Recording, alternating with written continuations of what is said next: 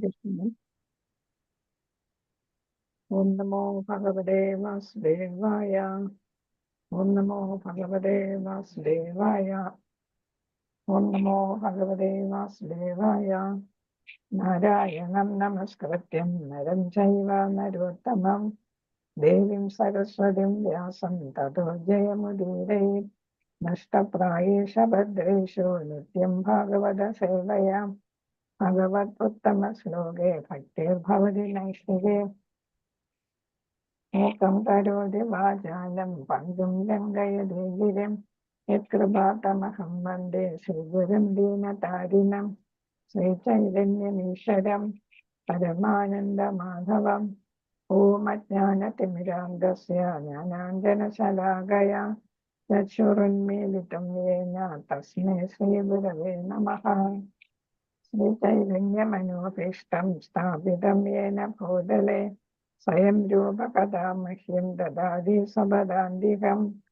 वन्देऽहं श्रीगुरो श्रीयुतपदकमलं श्रीगुरून् वैष्णवांश्च श्रीरूपं साग्रजातं सकलरघुनाथान्वितं तं सजीवं साद्वैतं सावधूतं परिजनसहितं कृष्णचैतन्यदेवं श्रीराधा कृष्णपादान् सङ्गणललिता श्रीविशाखान्वितांश्च। हे कृष्ण करुणा सिन्धो दीनबन्धो जगत्पते गोपेश गोपिका कान्त राधाकान्त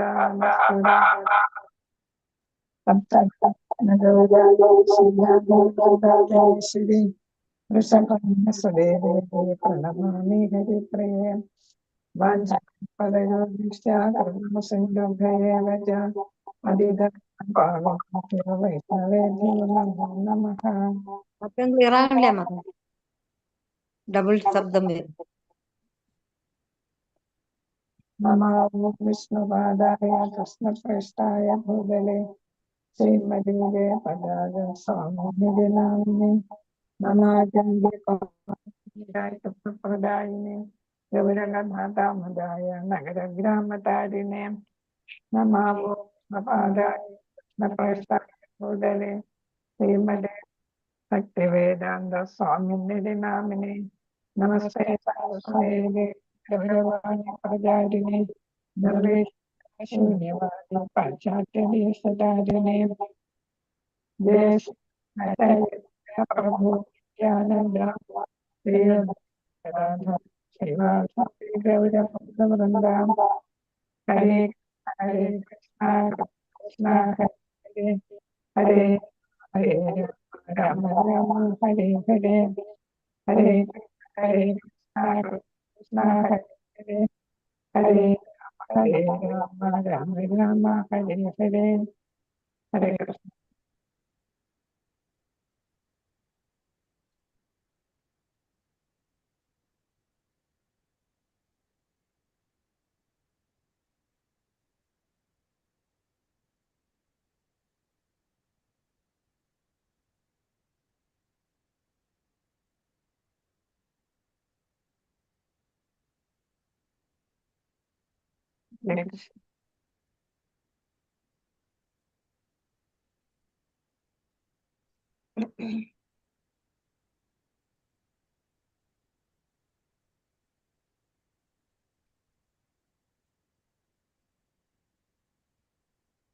कृष्ण लिंग बनता माधव चार बॉक्स अटेंडेंस लिंग വന്നിട്ടുണ്ടോ? ശബ്ദം ക്ലിയർ ആയിട്ടില്ല. ശബ്ദം ക്ലിയർ ആകുന്നില്ല.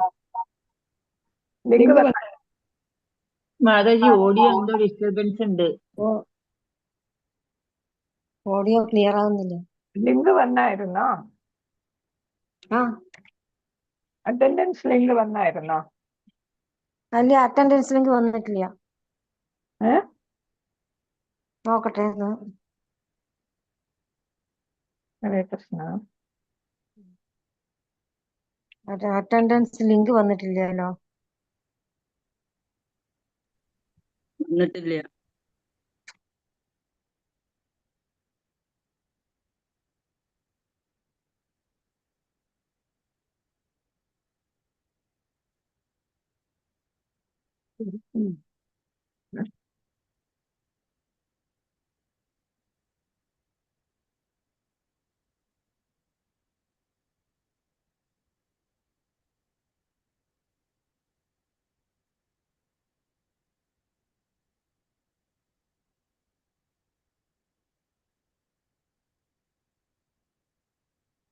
മാതാജി യൂട്യൂബിൽ ഷെയർ ആയോ?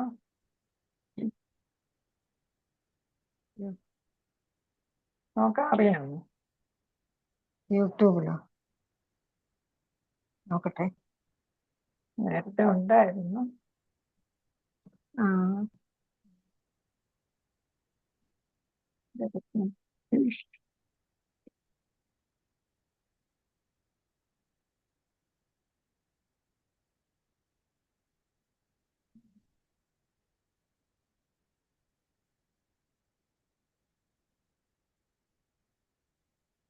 മാതാജി കഴിഞ്ഞ ഹരേ ക്ലാസ് കൃഷ്ണ. പഠിച്ചത് ആ?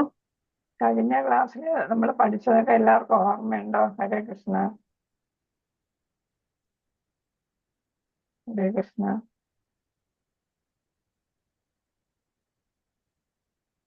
നന്നായി ആയില്ല, ഇനി 1 മിനിറ്റും കൂടെ ഉണ്ട്. തുടങ്ങാം.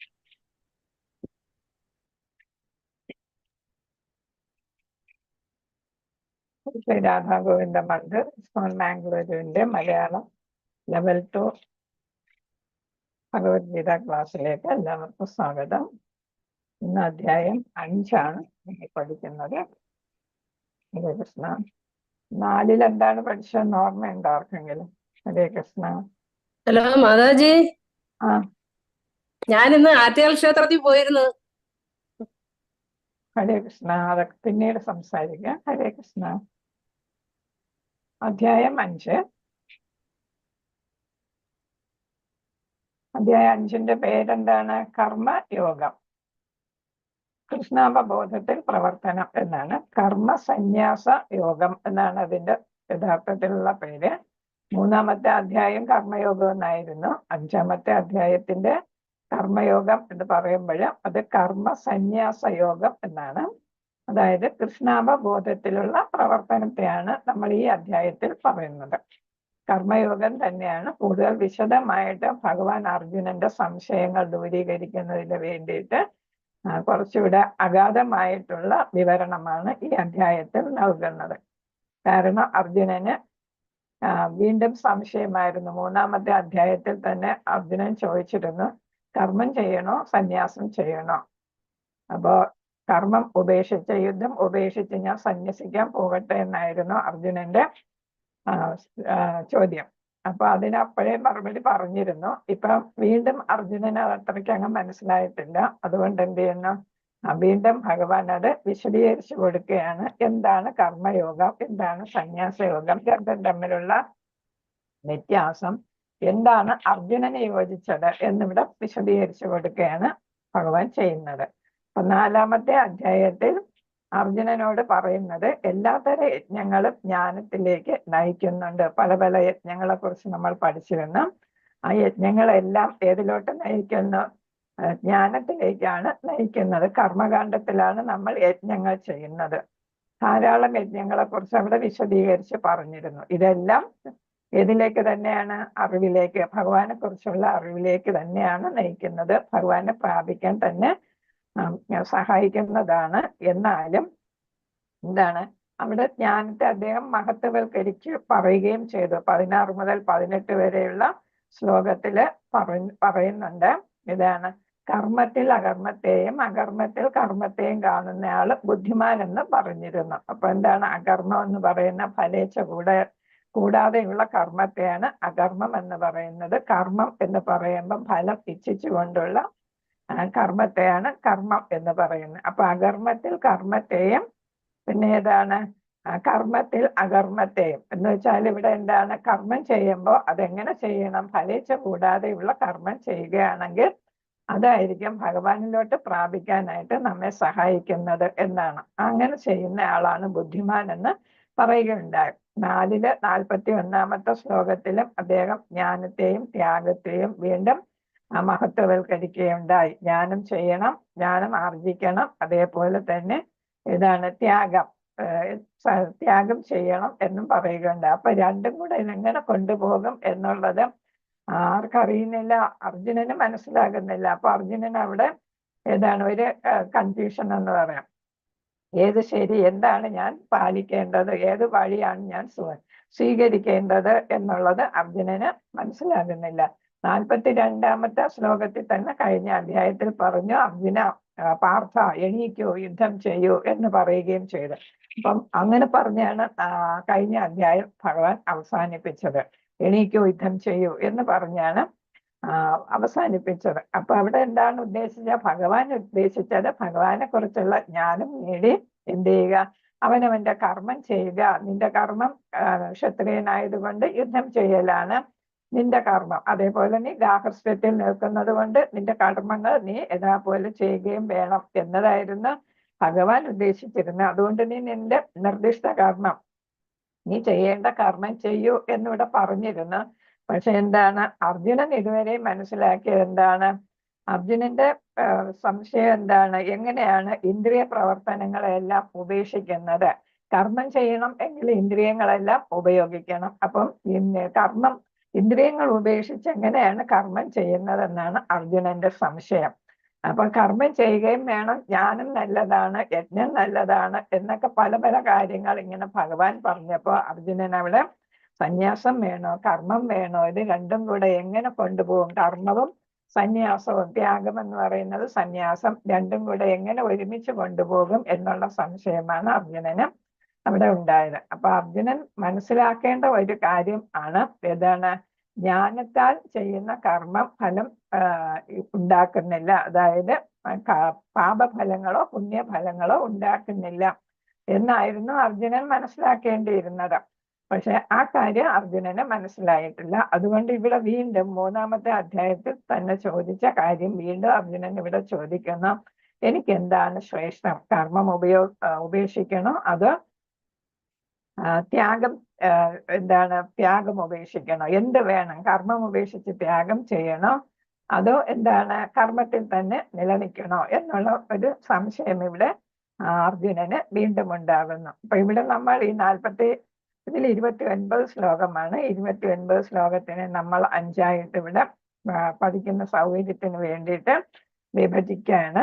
ഒന്നാമത്തെ വിഭാഗം 1 മുതൽ 6 വരെയുള്ള ശ്ലോകങ്ങളിൽ നിഷ്കാമ കർമ്മയോഗത്തെ കുറിച്ചാണ് വീണ്ടും ഭഗവാൻ ഉപദേശിക്കുന്നത്.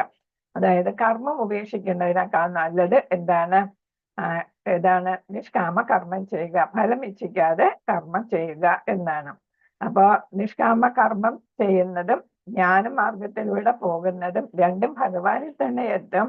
എന്നാലും നിനക്കിപ്പോ നീ ഗാർഹസ്ഥ്യനാണ്, ക്ഷത്രിയനാണ്. അപ്പൊ നിനക്കിപ്പോ നല്ലത് ഏതാണ്?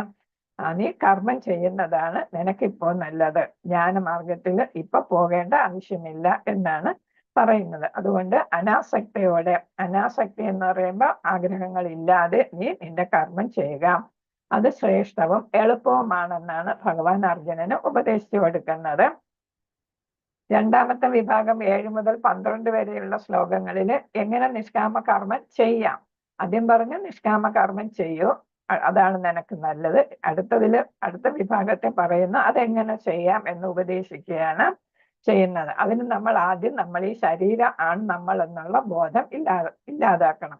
ആത്മാവാണ് നമ്മൾ എന്നുള്ള ബോധം വന്നാലേ നമുക്ക് എന്ത് ചെയ്യാൻ പറ്റും? നിഷ്കാമ കർമ്മം ചെയ്യാൻ പറ്റും. മറ്റേ നമ്മളെല്ലാം ശരീരത്തിന്റെ പുഷ്ടിക്ക് വേണ്ടിയിട്ട്, ശരീരത്തിന് സമ്പന്നമാക്കുന്നതിന് വേണ്ടിയിട്ട് സമ്പത്ത് സ്വരുക്കൂട്ടുക, അങ്ങനെയുള്ള കാര്യങ്ങളെല്ലാം നമ്മൾ ചെയ്യും. അപ്പൊ അതുകൊണ്ട് പറയുന്നു, ഞാൻ ശരീരമാണെന്നുള്ള ബോധം കളഞ്ഞ് ഞാൻ ആത്മാവാണ്, ഭഗവാന്റെ ഒരു അംശമാണ് എന്നുള്ള തരത്തിൽ പ്രവർത്തിക്കുകയാണെങ്കിൽ നിനക്ക് എന്ത് ചെയ്യാം? അനാസക്തമായിട്ടുള്ള കർമ്മങ്ങൾ ചെയ്യാനായിട്ട് സാധിക്കും എന്ന് പറയുന്നു. വിഭാഗം 3 ജ്ഞാനവേദിയാണ്. അതില് എങ്ങനെയാണ്, അതായത് ജ്ഞാനം അറിവ് നൽകുന്നതാണ്. അറിവിനെ കുറിച്ച് കൂടുതൽ വിശദീകരിച്ചു കൊടുക്കുന്നു. ജ്ഞാനമാർഗത്തെ കുറിച്ച് അതില് 3 തരം ആളുകള് പ്രവർത്തികൾ ചെയ്യുന്നുണ്ട്. 3 കർത്താക്കൾ എന്നാണ് പറയുന്നത്. 3 കർത്താക്കൾ എന്ന് പറയുമ്പോൾ ഒന്ന് നമ്മൾ തന്നെ, ആത്മാവ് തന്നെ, ജീവസത്ത തന്നെയാണ്.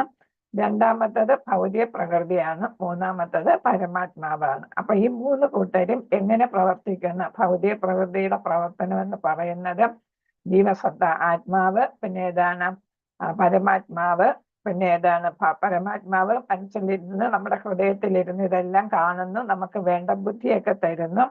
പിന്നെ ആത്മാവ് എന്ത് ചെയ്യുന്നു? പ്രവർത്തിക്കുന്നു. പ്രവർത്തനം എപ്പോഴും കർമ്മവേദിയിലാണ്, അല്ലെ കർമ്മഭൂമിയിലാണ്. അതെന്ന് പറയുന്നത് ഭൗതിക പ്രകൃതിയിലാണ് നമ്മൾ കർമ്മങ്ങൾ ചെയ്യുന്നത്. അപ്പൊ ഇത് മൂന്നും കൂടെ ചേരുമ്പോഴേ എന്താകുന്നുള്ളൂ? പ്രവർത്തനം ആകുന്നുള്ളൂ, എന്തെങ്കിലും നമ്മൾ കർമ്മങ്ങൾ ആകുന്നുള്ളൂ. ആ മൂന്ന് ഇതാണ് ഘടകങ്ങളെ കുറിച്ചാണ് ഇത് മൂന്നാമത്തതിൽ പറയുന്നു. നാലാമത്തെ വിഭാഗത്തില് 17 മുതൽ 26 വരെയുള്ള ശ്ലോകങ്ങളില് പരമാത്മാവിൽ ശ്രദ്ധ കേന്ദ്രീകരിച്ചുകൊണ്ട് മുക്തി എങ്ങനെ സാധിക്കും എന്നാണ് പറയുന്നത്. അപ്പൊ പരമാത്മാവ് ഇതിൽ മൂന്ന് ഘടകങ്ങൾ പറഞ്ഞതിൽ ഒന്ന് ഇതാണ്, പരമാത്മാവാണ് അല്ലെ, അത് ശ്രേഷ്ഠമായിട്ടുള്ളതാണ് അല്ലെ. അപ്പൊ ആ പരമാത്മാവില് എങ്ങനെ ശ്രദ്ധ കേന്ദ്രീകരിക്കാം, അതിലൂടെ എങ്ങനെ മുക്തി നേടാം എന്നാണ് പറയുന്നത്. അപ്പൊ അതിനെ തുടർന്ന് വരുന്നതാണ് അഞ്ചാമത്തത് 27ഉം 28ഉം ശ്ലോകങ്ങള് അഷ്ടാംഗ യോഗയിലൂടെ. അതായത് നമ്മൾ എന്ത് ചെയ്യുന്ന, ഭഗവാനില് മനസ്സ് കേന്ദ്രീകരിക്കുമ്പോൾ അത് അഷ്ടാംഗ യോഗയാവും. യോഗ എന്ന് പറയുമ്പോൾ നമ്മൾ മനസ്സിലോട്ടാണ്, ഉള്ളിലോട്ടാണ് ശ്രദ്ധ കേന്ദ്രീകരിക്കുന്നത്. ഭൗതിക പ്രകൃതിയിൽ നമുക്ക് ശ്രദ്ധ ഉണ്ടാകത്തില്ല.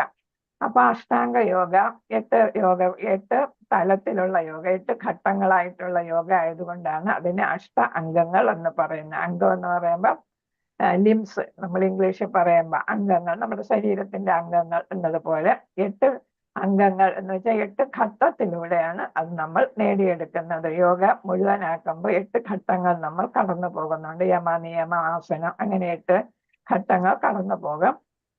നമ്മൾ അടുത്ത അധ്യായത്തിൽ വ്യക്തമായിട്ട് പഠിക്കുന്നുമുണ്ട്. ഇപ്പൊ ഇവിടെ വെറുതെ ഒന്ന് ഇൻട്രൊഡ്യൂസ് പറയുന്നതേ ഉള്ളൂ. അടുത്ത അധ്യായത്തിലാണ്, 6ാമത്തെ അധ്യായത്തിൽ ധ്യാനയോഗത്തിൽ അത് പൂർണ്ണമായിട്ട് വിശദീകരിച്ച് തരുന്നുണ്ട്. അവസാനത്തെ 29ാമത്തെ ശ്ലോകത്തിൽ പറയുന്നത്, നമ്മൾ ആ അവസ്ഥയിലെത്തുമ്പോൾ, വേദാവസ്ഥ മുക്തിയുടെ തലത്തിലെത്തുമ്പോൾ നമുക്ക് എന്ത് കിട്ടുന്നു?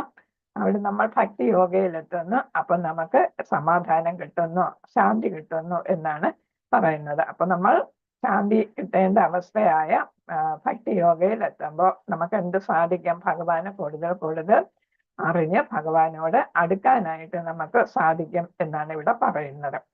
അപ്പൊ വിഭാഗം 1 ഹരേകൃഷ്ണ മാതാജി 1 മുതൽ 6 വരെയുള്ള ചോദ്യം ഇതാണ്, ശ്ലോകങ്ങളാണ്. വായിച്ചോളൂ മാതാജി, 6 ശ്ലോകം വായിച്ചോളൂ. ഹരേ കൃഷ്ണ മാതാജി. അപ്പൊ ഇവിടെ നമ്മൾ ഈ കണ്ടതാണ്, ഈ ഞാൻ ഇപ്പൊ പറഞ്ഞതാണ് ഇവിടെ കൊടുത്തിരിക്കുന്നത്. ഹരേ കൃഷ്ണ. ഹരേ കൃഷ്ണ. ഓം നമോ ഭഗവതേ വാസുദേവായ. അധ്യായം 5 കർമ്മയോഗം, കൃഷ്ണാബോധത്തിൽ പ്രവർത്തനം.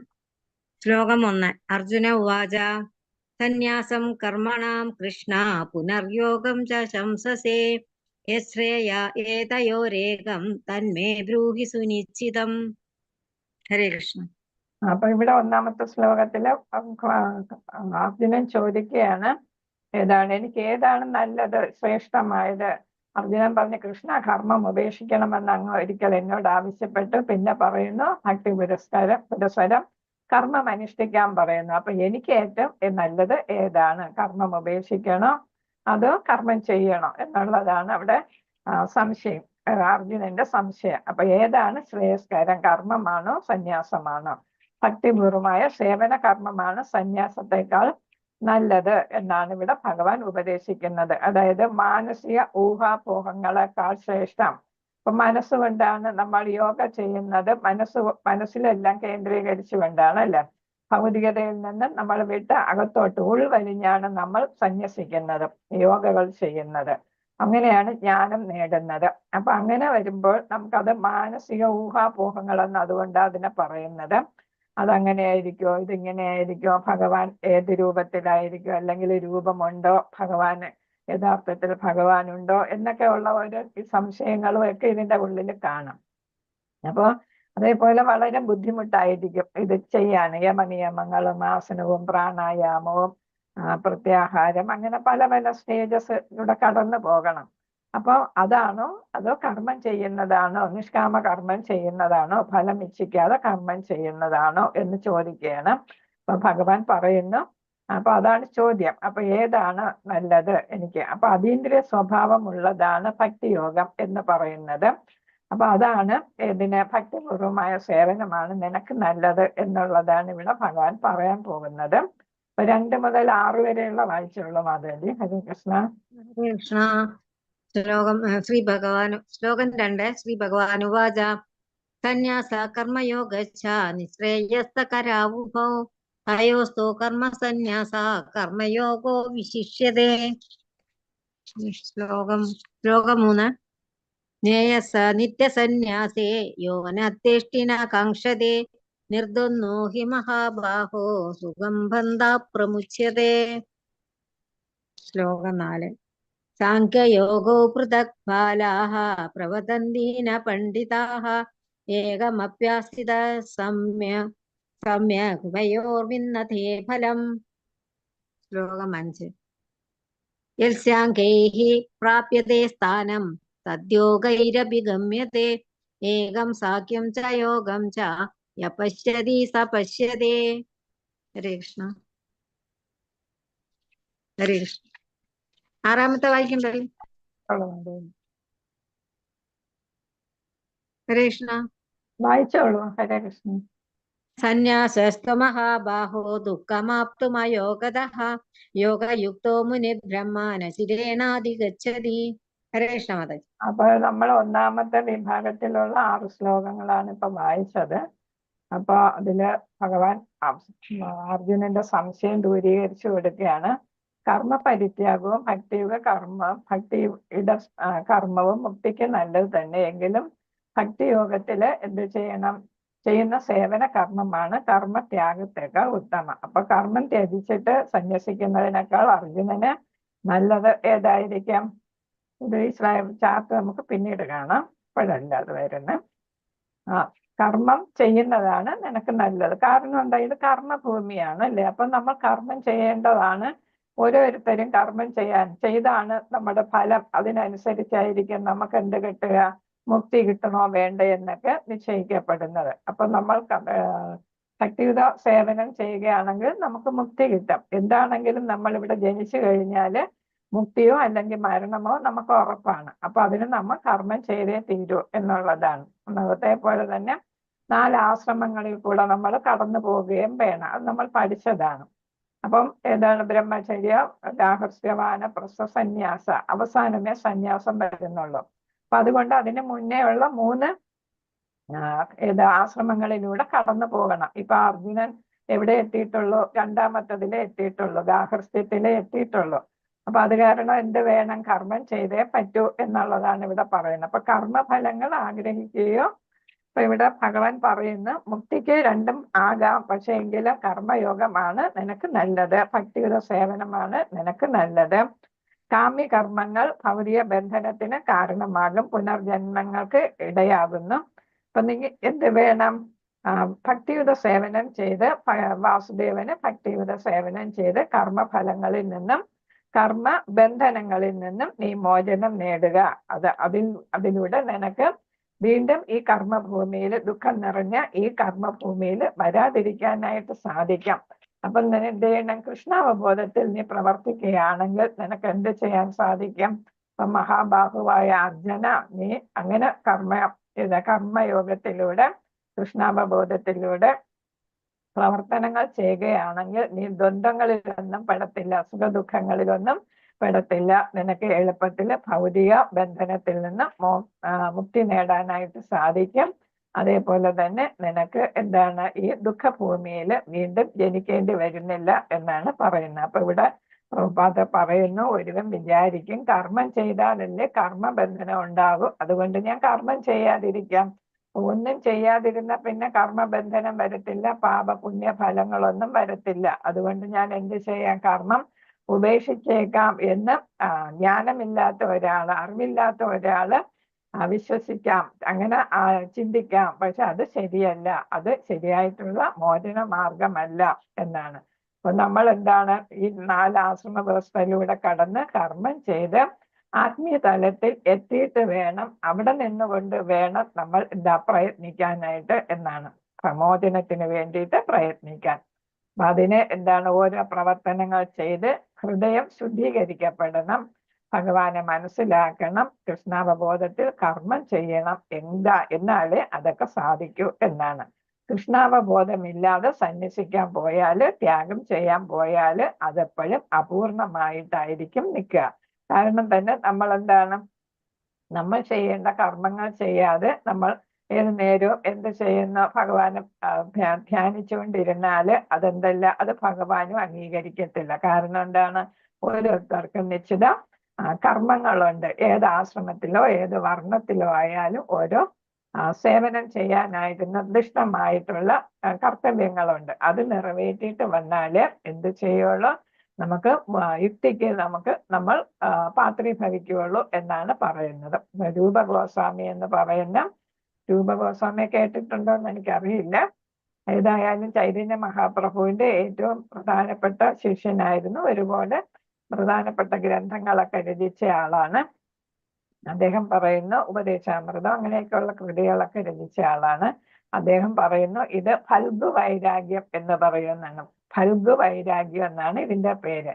ഫൽഗു എന്ന് പറഞ്ഞാൽ നമ്മുടെ ഇന്ദ്രിയങ്ങളും അതേപോലെ തന്നെ ഭൗതിക പ്രകൃതിയിലെ വസ്തുക്കളുമെല്ലാം നമ്മൾ ഇതെല്ലാം കൃഷ്ണൻ ഇഷ്ടപ്പെടാതെ വരും എന്ന് വിചാരിച്ച് അതൊന്നും നമ്മൾ ഉപയോഗിക്കത്തില്ല. അതിനെയാണ് ഫൽഗു വൈരാഗ്യം എന്ന് പറയുന്നത്, ഫാൽഗു എന്നുള്ളത്. അതേസമയം നമ്മൾ എന്താ വേണ്ടത്? യുക്ത വൈരാഗ്യമാണ് നമുക്ക് വേണ്ടത്. യുക്ത വൈരാഗ്യം എന്ന് പറയുമ്പം ഇതെല്ലാം നമ്മൾ എന്തിനു വേണ്ടിയിട്ട് ഉപയോഗിക്കും? കൃഷ്ണനെ സേവിക്കുന്നതിന് വേണ്ടിയിട്ട് ഉപയോഗിക്കും. ഫോർ എക്സാമ്പിൾ, ഇപ്പൊ കാറുണ്ട്. അപ്പൊ നമ്മൾ കാർ ഉപയോഗിച്ചാൽ അത് കൃഷ്ണൻ ഇഷ്ടപ്പെടുവോ, നമ്മൾ അത് ഭൗതികതയിലാവോ എന്ന് വിചാരിച്ച് ഉപയോഗിക്കാതിരിക്കേണ്ട. പകരം നമുക്ക് കാർ എന്തിനു വേണ്ടി ഉപയോഗിക്കാം? കൃഷ്ണ ബോധവൽക്കരണത്തിന് അല്ലെ, കൃഷ്ണാവബോധം പ്രചരിപ്പിക്കാനായിട്ട് നമുക്ക് ഉപയോഗിക്കാം. നമ്മുടെ ഇന്ദ്രിയങ്ങൾ എന്താണ്? അപ്പൊ നമ്മൾ ഇന്ദ്രിയങ്ങളും ഉപയോഗിക്കണ്ട എന്ന് വിചാരിച്ചിരിക്കേണ്ട. ഓരോ ഇന്ദ്രിയങ്ങളെയും നമുക്ക് ഭഗവാന്റെ സേവനത്തിന് വേണ്ടി ഉപയോഗിക്കാം. ഇപ്പൊ കൈകൾ കൊണ്ട് പൂ കെട്ടാം, ഭഗവാനെ അലങ്കരിക്കാം. കാലുകൾ കൊണ്ട് നമുക്ക് ക്ഷേത്രത്തിൽ പോകാം. കണ്ണുകൾ കൊണ്ട് ഭഗവാന്റെ രൂപം കാണാം, അല്ലെ? ഓരോ ഇന്ദ്രിയങ്ങളും നമ്മൾ ഭഗവാന്റെ സേവനത്തിന് വേണ്ടിയിട്ട് വിനിയോഗിക്കണം. അല്ലാതെ നമ്മൾ അതൊന്നും ഉപയോഗിക്കാതിരിക്കരുത്.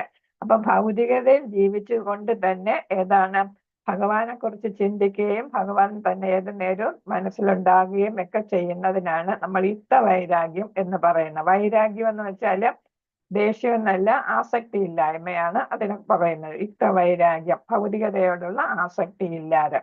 മറ്റേതാണെങ്കിലോ കള്ള സന്യാസിമാര് കണ്ടിട്ടില്ലേ? വേഷം സന്യാസിയുടേതായിരിക്കും, പക്ഷെ ചെയ്യുന്ന പ്രവർത്തികളെല്ലാം ഏറ്റവും ഭൗതികതയിൽ ജീവിക്കുന്ന ഒരാളിൻ്റെതായിരിക്കും. സിഗരറ്റ് വലിക്കുക, ഏത് നേരവും മൊബൈലിൽ ഓരോരുത്തരുമായിട്ട് സംസാരിക്കുക. മൊബൈല് നമുക്ക് ഉപയോഗിക്കാം, പക്ഷെ ഭഗവാന്റെ കാര്യങ്ങൾക്ക് ഇപ്പൊ നമ്മൾ മൊബൈലും അതേപോലെ തന്നെ കമ്പ്യൂട്ടറും ഉപയോഗിച്ചാണ് ഓൺലൈൻ ക്ലാസ് കാണുന്നത്, അല്ലെ?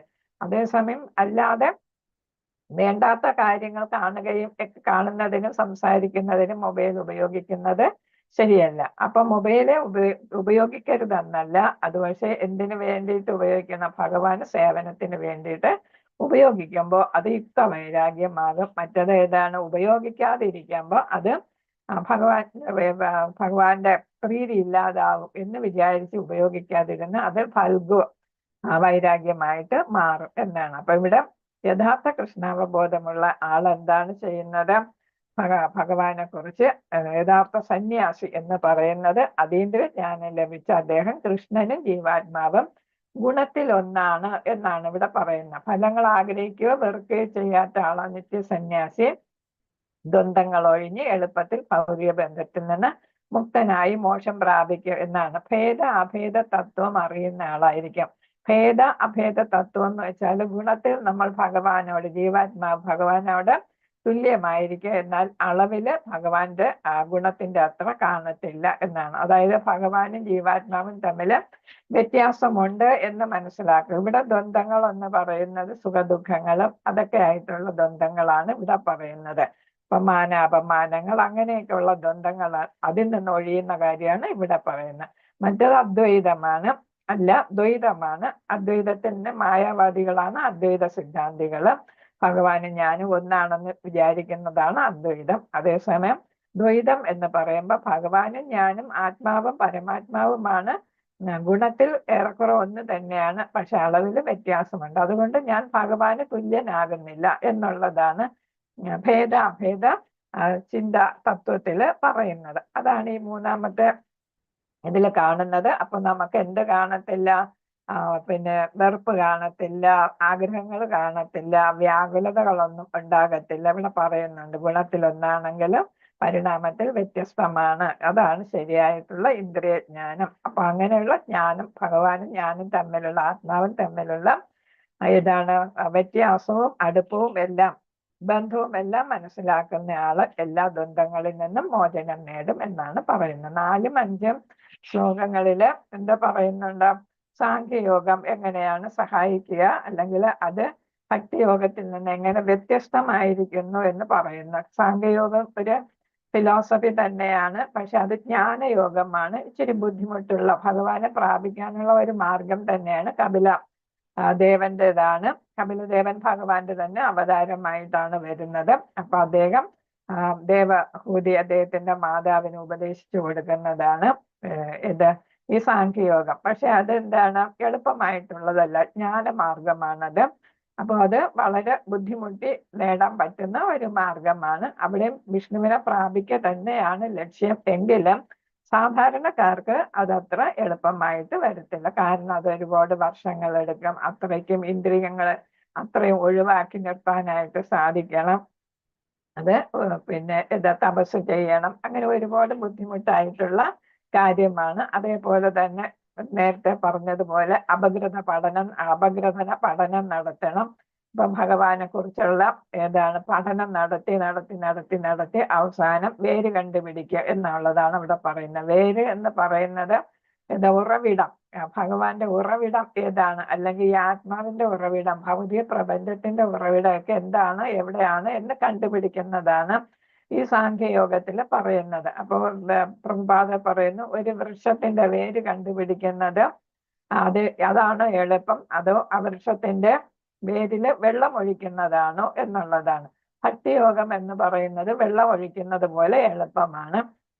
അതേസമയം സാഖ്യയോഗം എന്ന് പറയുന്നത് ഒരു വലിയ വൃക്ഷത്തിന്റെ വേരുകൾ കണ്ടുപിടിക്കുന്നതിന്റെ അത്ര ബുദ്ധിമുട്ടാണ് എന്നാണ് പറയുന്നത്. അപ്പൊ വൃക്ഷം എന്ന് പറയുന്നത് ഭഗവാന്റെ ഉറവിടം അന്വേഷിച്ച് പോകുന്നതിനേക്കാൾ നല്ലതാണ് ഭഗവാനിൽ നമ്മൾ വിശ്വസിച്ച് ഭഗവാന് യോഗത്തിലൂടെ ഭക്തിയുത സേവനം ചെയ്ത്, കൃഷ്ണാവബോധത്തിൽ ഭക്തിയുത സേവനം ചെയ്ത് ഭഗവാനെ പ്രാപിക്കുക എന്നുള്ളതാണ്. അപ്പം അത്രയ്ക്ക് എളുപ്പമാണ് ഭക്തിയുത സേവനം. അതേസമയം സാഖ്യയോഗം വളരെ ബുദ്ധിമുട്ടായിട്ടുള്ള ഒരു കാര്യമാണ്. രണ്ടും ഭഗവാനിൽ എത്തുമെങ്കിലും നമുക്ക് എളുപ്പമായിട്ടുള്ള മാർഗമല്ലേ.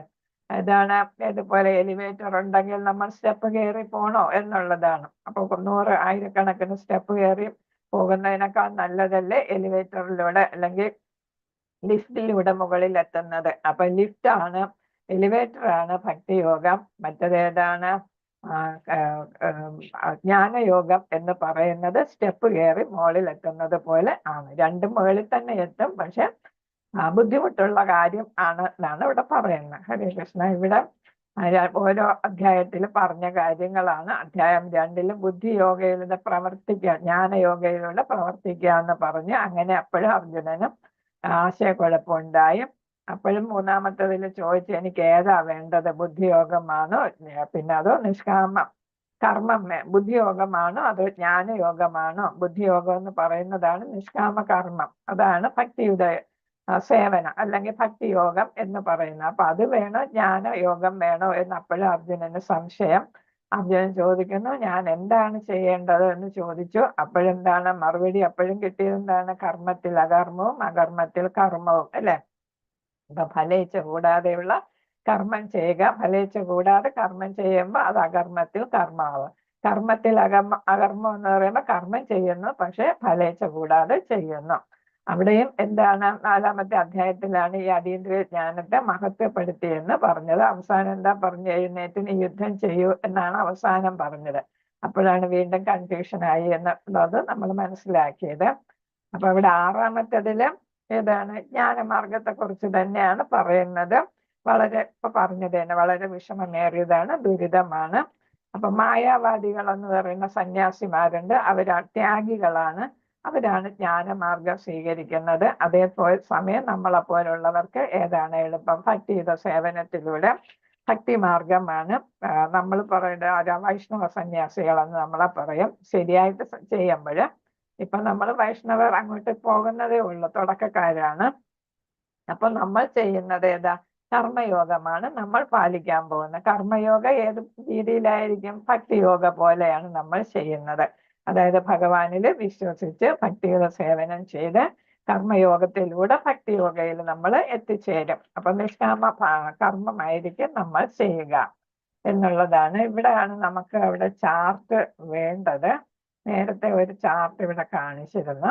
അപ്പൊ ഇവിടെ ഏതാണ് മായാവാദികളും വൈഷ്ണവരും തമ്മിലുള്ള വ്യത്യാസമാണ് ഇവിടെ പറഞ്ഞിരിക്കുന്നത്. മായാവാദികൾ നിർദ്ദിഷ്ട ചുമതലകളാൽ മുൻകൂർ ശുദ്ധീകരണം ആവശ്യമാണ് എന്നാണ്. അതായത് അവർ ഇന്ദ്രിയങ്ങളെയൊക്കെ നിയന്ത്രിക്കണം. എല്ലാ ഇന്ദ്രിയ ഭോഗങ്ങളെയും ഉപേക്ഷിച്ചിട്ടാണ് അവര് തപസ് ചെയ്യാനിരിക്കേണ്ടത്.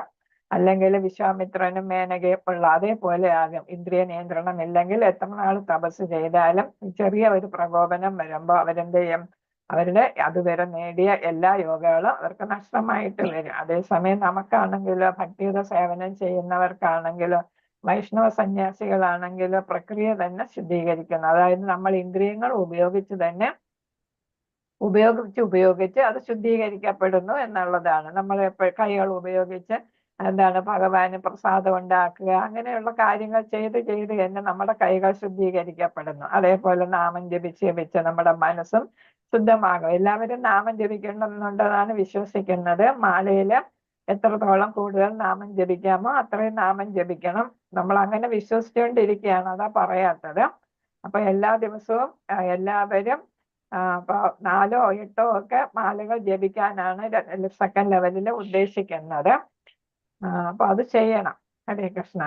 രണ്ടാമത് ഇവിടെ കേവല ജ്ഞാനം വിമോചനത്തിന് അപ്രാപ്യമാണ്. അതായത് ഭക്തി യോഗയിൽ നമ്മൾ എത്തുന്നില്ല എങ്കിൽ നമുക്ക് മുക്തി ലഭിക്കത്തില്ല. വെറുതെ അറിവ് നേടിയാൽ മതിയോ? ഭഗവാന് ഞാൻ ആത്മാവാണ്, കൃഷ്ണൻ ഭഗവാനാണ് എന്നൊക്കെ, പരമാത്മാവാണ് എന്നൊക്കെ നമ്മൾ അറിഞ്ഞാൽ മാത്രം പോരാ. നമ്മൾ അതെന്ത് ചെയ്യണം? മനസ്സിലാക്കി അത് പ്രാവർത്തികമാക്കിയാലേ ശരിക്കും ഭക്തി ഉണ്ടായാലേ അതുകൊണ്ട് ആ ജ്ഞാനം കൊണ്ട് പ്രയോജനമുള്ളൂ എന്നാണ്. അതേസമയം ഇവിടെ ആണെങ്കിൽ പ്രവൃത്തി നിർബന്ധമായി ആത്മാവിന്റെ അവസ്ഥയ്ക്കനുസരിച്ച് നമ്മൾ ചെയ്യണം. ഏത് തലത്തിലാണ് നമ്മൾ നിൽക്കുന്നതെന്ന് വെച്ചാൽ അതിൽ നമ്മൾ പ്രവർത്തിക്കണം. ഗാർഹസ്ഥ്യമാണെങ്കിൽ അതിന്റെ ഉത്തരവാദിത്തങ്ങൾ, വിദ്യാർത്ഥിയാണെങ്കിൽ അതിൻ്റെത് ആ തരത്തിൽ എല്ലാവരും ചെയ്യണം. അപ്പൊ ഇത് ഇവിടെ പറയുന്നത് താഴെ വീഴാനുള്ള സാധ്യത. അതേപോലെ ആരെപ്പോലെയാണ്? ദുർവാസാവ് മഹർഷിയും വിശ്വാമിത്രനെയൊക്കെ പോലെ കോപം വന്നപ്പോ ദുർവാസാവിന് അദ്ദേഹത്തിന്റെ തപസ് നേടിയ എല്ലാ ഐശ്വര്യങ്ങളും ഇല്ലാതെ പോയല്ലേ. അപ്പൊ അതേപോലെ വീഴാനുള്ള സാധ്യതയുണ്ട്. ഇവിടെയാണെങ്കിൽ വിജയം ഉറപ്പാണ് ദേവരാജ്യത്തിലേക്ക്, അതായത് കൃഷ്ണധാമത്തിലേക്കുള്ള ഭക്തിയുടെ സേവനത്തിൽ നമുക്ക് മുന്നോട്ട് തന്നെ പോകാം. നമ്മൾ സ്വയം തന്നെ ഒരു അവലോകനം ചെയ്യണം. ഞാൻ ഭക്തിയിൽ എത്ര മുന്നേറിയെന്ന് നമ്മൾ ഇടയ്ക്കിടയ്ക്ക് നോക്കണം. ഇവിടെ നേരത്തെ പറഞ്ഞു വേര് കണ്ടെത്തുകയാണ്. വിഷ്ണു ആരാണ്, എന്താണ് എന്നൊക്കെ കണ്ടുപിടിക്കലാണ് ഇവിടെ ജ്ഞാനത്തിൽ ചെയ്യുന്നത്. എല്ലാം കണ്ടുപിടിച്ച് വരുമ്പോ വർഷങ്ങൾ കുറെ അങ്ങ് കടന്നു പോയിരിക്കും. നമ്മുടെ ആയുസ് കുറവല്ലേ, അതിൻ്റെ ഇടയ്ക്ക് എല്ലാം കഴിഞ്ഞ് വരുമ്പോൾ നമ്മൾ ശരീരം ഉപേക്ഷിക്കേണ്ടി വരും. അതേസമയം ഇവിടെ ആണെങ്കിലോ കൃഷ്ണന് വേണ്ടിയിട്ട് നമ്മൾ ഇതെല്ലാം ഉപയോഗിച്ച് ഇന്ദ്രിയങ്ങളെല്ലാം ഉപയോഗിച്ച് നമുക്ക് എന്ത് പറ്റുന്ന ത്യാഗം, അത് ഏതാണ്? കർമ്മയോഗം. അവിടെ നമുക്ക് വേണ്ടിയിട്ടല്ല ഉപയോഗിക്കുന്നത്, കൃഷ്ണന് വേണ്ടിയിട്ട്. അവിടെ ഒരു തരത്തിൽ ത്യാഗം തന്നെയാണ്. അത് പക്ഷെ എന്ത് ചെയ്യുന്നു? പൂർണ്ണമായിരിക്കും എന്നാണ് പറയുന്നത്. വേരിന് വെള്ളം കൊടുത്താൽ മതി അല്ലെ, നേരത്തെ പറഞ്ഞത്. ഇവിടെ വേര് കണ്ടുപിടിക്കുക, ഇവിടെ വേരിന് വെള്ളം ഒഴിക്കുക. എളുപ്പമല്ലേ വേരിന് വെള്ളം ഒഴിക്കുക? വേര് കണ്ടുപിടിക്കുന്നതിനേക്കാൾ നമുക്കറിയാം. ഒരു മരത്തിന്റെ ചുവട്ടിൽ കുഴിച്ച് വേര് കണ്ടെത്തുക, അത് വലിയ വൃക്ഷമാണെങ്കിൽ. പിന്നെ ഏതാണ്? ദ്രവ്യത്തിൽ നിന്ന് വേർപെടുത്തുക എന്നതാണ് പ്രക്രിയ. ദ്രവ്യം എന്ന് വെച്ചാൽ മാറ്റർ, ഭൗതിക പ്രകൃതിയിലുള്ള എല്ലാ വസ്തുക്കളിൽ നിന്നും നമ്മളെ അകറ്റി നിർത്തണം. അതായത് ഇന്ദ്രിയങ്ങളെ കൺട്രോൾ ചെയ്യണം അല്ലെ. നമ്മൾ നിയന്ത്രിച്ച് ഒന്നും വേണ്ട എന്ന് വെച്ചിട്ട്. മറ്റതാണെങ്കിലോ അത് ആവശ്യമായിട്ട് വരുന്നില്ല. കൃഷ്ണനിൽ ആകൃഷ്ണനായി നമ്മളെല്ലാം ഇന്ദ്രിയങ്ങളും ഭഗവാന് വേണ്ടിയിട്ട് ഉപയോഗിക്കും. ഇവിടെ സന്തോഷമില്ല. നമ്മൾ ഓരോന്ന് പഥ്യം ചെയ്യുമ്പോൾ, മരുന്ന് കഴിക്കുമ്പോൾ പഥ്യം ചെയ്യുമ്പോൾ നമുക്ക് ഇഷ്ടമുള്ള കാര്യങ്ങൾ കാണുമ്പോൾ നമുക്ക് അയ്യോ കഴിക്കാൻ പറ്റൂലല്ലോ എന്നതുപോലെ ആയിരിക്കും സന്യാസിയുടെ അവസ്ഥ. ഇന്ദ്രിയങ്ങൾ ആസ്വദിക്കാനായിട്ട് പറ്റുന്നില്ല. ഇവിടെ ആണെങ്കിലോ നമ്മൾ ഇന്ദ്രിയങ്ങൾ ഉപയോഗിക്കുന്നു, അത് ഭഗവാന് വേണ്ടി മാത്രമാകുന്നു എന്നേ ഉള്ളൂ. പക്ഷെ നമ്മൾ സന്തോഷത്തോടെ നമ്മളിപ്പോ ഫുഡ് ഉണ്ടാക്കുന്നു, അത് ഭഗവാന് പ്രസാദം എന്ന് വെച്ചാൽ നമ്മൾ ഫുഡ് ഉണ്ടാക്കുന്നു, ഭഗവാന് കൊടുത്ത് നമ്മളും കഴിക്കുന്നു അല്ലെ. അപ്പൊ നമുക്കത് സന്തോഷം തരും. പിന്നെ ഇന്ദ്രിയങ്ങൾ നിയന്ത്രിച്ച് അതീന്ദ്രമായ ഭക്തി സേവനം ആസ്വദിക്കാൻ കഴിയുന്നില്ല. അപ്പൊ ഇന്ദ്രിയങ്ങളെല്ലാം ഇങ്ങനെ നിയന്ത്രിച്ച് വരുമ്പോൾ അതീന്ദ്രിയ അവസ്ഥയിൽ എത്താനായിട്ട് അയാൾക്ക് സാധിക്കുന്നില്ല എന്നുള്ളതാണ് ഒരു മായാവാദിയുടെ ഒരു ദൂഷ്യം എന്ന് പറയുന്നത്. അതേസമയം ഇവിടെ ഇന്ദ്രിയങ്ങളെല്ലാം ഉപയോഗിക്കുന്നു. ഒന്നിലധികം ഭക്തിപരമായ പ്രവർത്തനങ്ങൾ ഇന്ദ്രിയങ്ങൾ കൊണ്ട് ഒരേ സമയം നമുക്ക് ചെയ്യാൻ ശ്രമിക്കുക, അല്ലെ, കേൾക്കുക, സ്മരണം ചെയ്യുക, കീർത്തനം ചെയ്യുക, അങ്ങനെ അല്ലെ, ശ്രവണം, കീർത്തനം, സ്മരണം എല്ലാം നമുക്ക് ഒരേ സമയം ചെയ്യാനായിട്ട് പറ്റും. ഇതെന്താണ്, അനേകം ജന്മങ്ങൾ വേണ്ടി വരും. വേര് കണ്ടുപിടിക്കുന്ന പോലെ ഭഗവാനെ കുറിച്ച് അറിയാനായിട്ട് വർഷങ്ങൾ എടുക്കും. അപ്പൊ എന്താണ്, ഓരോ പല പല ജന്മങ്ങളില് എടുത്താലേ മോചനം സാധ്യമാകും. അതും ഭക്തിയോഗത്തിൽ വന്നില്ലെങ്കിൽ എവിടെ എത്തുള്ളൂ, ബ്രഹ്മനിലേ എത്തുള്ളൂ എന്നുള്ള സായുജ്യമുക്തിയെ കിട്ടത്തുള്ളൂ. ശ്രീമദ് ഭാഗവതം വായിച്ചാൽ മതി. ഇവിടെയാണെങ്കിലും ഇവിടെ സാഖ്യയോഗം ചർച്ച ചെയ്യുക, അതേസമയം ഇവിടെയാണെങ്കിലും ഭാഗവതം പഠിക്കുക. അതിന് നമുക്ക് സാഖ്യയോഗം എന്താണ്, ഭാഗവതം നമ്മൾ വായിച്ച് മനസ്സിലാക്കുക ആരെങ്കിലും, അല്ലെങ്കിൽ യഥാർത്ഥ ഗുരുവിൽ നമ്മൾ കേട്ട് പഠിക്കുന്നതിനേക്കാൾ ബുദ്ധിമുട്ടാണ് സാഖ്യ തത്വശാസ്ത്രം പഠിക്കുക എന്നുള്ളത്. താത്വികമായിട്ടാണ് നമ്മുടെ പഠനം. ഇത് നമ്മൾ ഭാഗവതത്തിൽ ഭഗവാന്റെ ലീലകൾ പഠിക്കുകയാണ്, കേൾക്കുകയാണ്, അല്ലെ. അപ്പൊ അത് കുറച്ചുകൂടി എളുപ്പമാണ്, നമുക്ക് താല്പര്യമുണ്ട്, ഇൻട്രസ്റ്റിംഗ് ആയിട്ട് പഠിക്കാനും പറ്റും. ഇതാണെങ്കിലോ തത്വശാസ്ത്രമാണ്. അപ്പൊ അതത്ര നമുക്ക് ഒരിക്കലും താല്പര്യം വരുന്ന ഒരു വിഷയവുമല്ല. വേദാന്ത സൂത്രങ്ങൾക്ക് ശാരീരിക ഭാഷ്യ സങ്കര. അപ്പൊ എന്താണ്, ഇതെവിടെ എന്താണ് ഭാഷ്യങ്ങൾ, സൂത്രങ്ങളുടെയൊക്കെ ഭാഷ്യങ്ങൾ, ഇന്റർപ്രിട്ടേഷൻസ് ആണ്. അവയൊക്കെ വായിക്കുക. ഇവിടെ ആണെങ്കിൽ നമ്മുടെ കൃഷ്ണന്റെ ലീലകളും ഭക്തന്മാരുടെ ലീലകളും ഒക്കെ മതി എന്നുള്ളതാണ്. ഇപ്പൊ ഇവിടെ ആത്മസാക്ഷാത്കാരത്തിന്റെ മാർഗത്തിൽ നിന്ന് ഭ്രഷ്ടരായി പോകാനുള്ള സാധ്യത ഇവിടെ ഉണ്ട്. പിന്നെ അവരെന്ത് ചെയ്യുന്നു, ലോക ഉപകാരാർത്ഥമുള്ള ഭൗതിക കൃത്യങ്ങൾ വീണ്ടും ഏർപ്പെടാറുണ്ട്. എന്ന് വെച്ചാൽ അവരുടെ ജ്ഞാനമാർഗം പൊളിയുമ്പോൾ അവർ വീണ്ടും എന്താണ്, സാമൂഹ്യ സേവനത്തിനൊക്കെ അതൊക്കെ ചെയ്യാനായിട്ട് ശ്രദ്ധിക്കും എന്നാണ് പറയുന്നത്. അപ്പൊ അതുകൊണ്ട് നമുക്ക് മുക്തി കിട്ടത്തില്ല എന്നുള്ളതാണ്. ഹരേ കൃഷ്ണ നാമം ജപിക്കുകയും ഭഗവാന് ഭക്തിയുടെ സേവനം ചെയ്താലേ നമുക്ക് മുക്തി ലഭിക്കൂ എന്നുള്ളതാണ്. ഇവിടെ ആണെങ്കിൽ പാഞ്ചരാത്രിക നിബന്ധനകൾക്ക് അനുസരിച്ച് ഭക്തിയുത സേവനം നാരദ മഹാമുനിയുടേതാണ് പാഞ്ചരാത്രിക വിധി എന്ന് പറയുന്നത്. അതെന്ന് പറയുന്നത് 5 ദിവസം കൊണ്ട് നാരദന് ഭഗവാൻ ഉപദേശിച്ചു കൊടുക്കുന്നതാണ് ഈ പാഞ്ചരാത്രിക വിധി എന്ന് പറയുന്നത്. അതനുസരിച്ചാണ് ക്ഷേത്രങ്ങളിലൊക്കെ ആരാധന നടത്തുന്നത്. ക്ഷേത്ര ആരാധനയ്ക്ക് വേണ്ടിയിട്ടാണ് അത് ഉപയോഗിക്കുന്നത്. അപ്പൊ നമ്മൾ ഭക്തിയുടെ സേവനത്തിന് പാഞ്ചരാത്രിക വിധി പ്രകാരമുള്ള സേവകളും ചെയ്യും. പ്രധാനമായിട്ട് ഹരേ കൃഷ്ണ നാമം ആണ് നമ്മൾ ജപിക്കേണ്ടത്.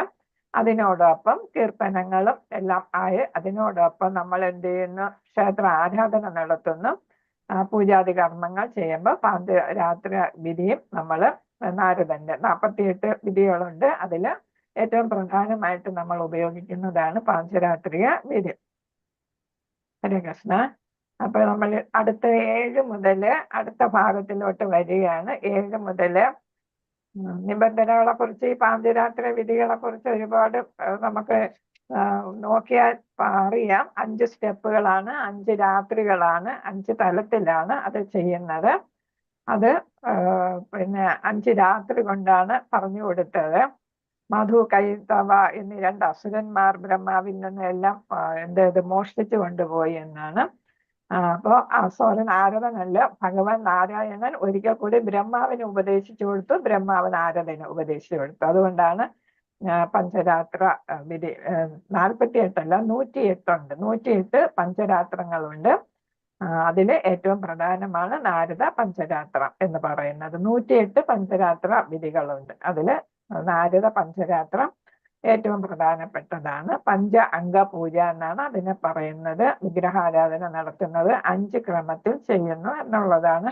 അതുകൊണ്ടാണ് അത് പാഞ്ചരാത്രം, 5 രാത്രി 5 താലം ക്രമം ഉള്ളത് കൊണ്ടാണ് അതിന് പാഞ്ചരാത്രം എന്നുള്ള പേര് വരുന്നത്. അപ്പൊ ഇവിടെ ബ്രഹ്മത്തെക്കുറിച്ചും മറ്റും ഊഹാപോഹങ്ങൾ നടത്തുന്നതിന് പകരം ശ്രേഷ്ഠൻ കൃഷ്ണാവബോധ പ്രവർത്തനത്തിലൂടെയുള്ള കർമ്മയോഗമാണെന്നാണ് അർജുനന് ഭഗവാൻ ഉപദേശിച്ചു കൊടുക്കുന്നത്. അപ്പൊ ഹരേ കൃഷ്ണ, അതാണ് ഇവിടെ ആദ്യത്തെ സെക്ഷനിൽ നമ്മൾ മനസ്സിലാക്കേണ്ടത്. ഹരേ കൃഷ്ണ. ഹരേ കൃഷ്ണ. 7-12 വരെ വായിച്ചോളൂ മാതാജി. ഹരേ കൃഷ്ണ മാതാജി.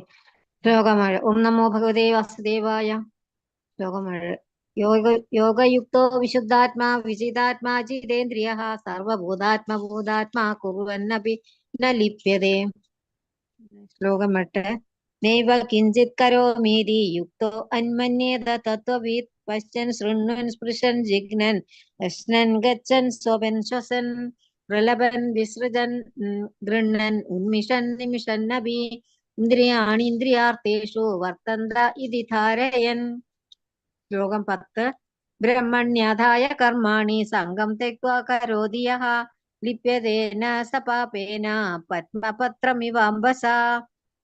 ശ്ലോകം 11. കായേന മനസാ ബുദ്ധ്യാ കേവലൈരിന്ദ്രിയൈരപി യോഗിന കർമ്മ കുർവന്തി സംഗം ത്യക്ത്വാത്മശുദ്ധയേ.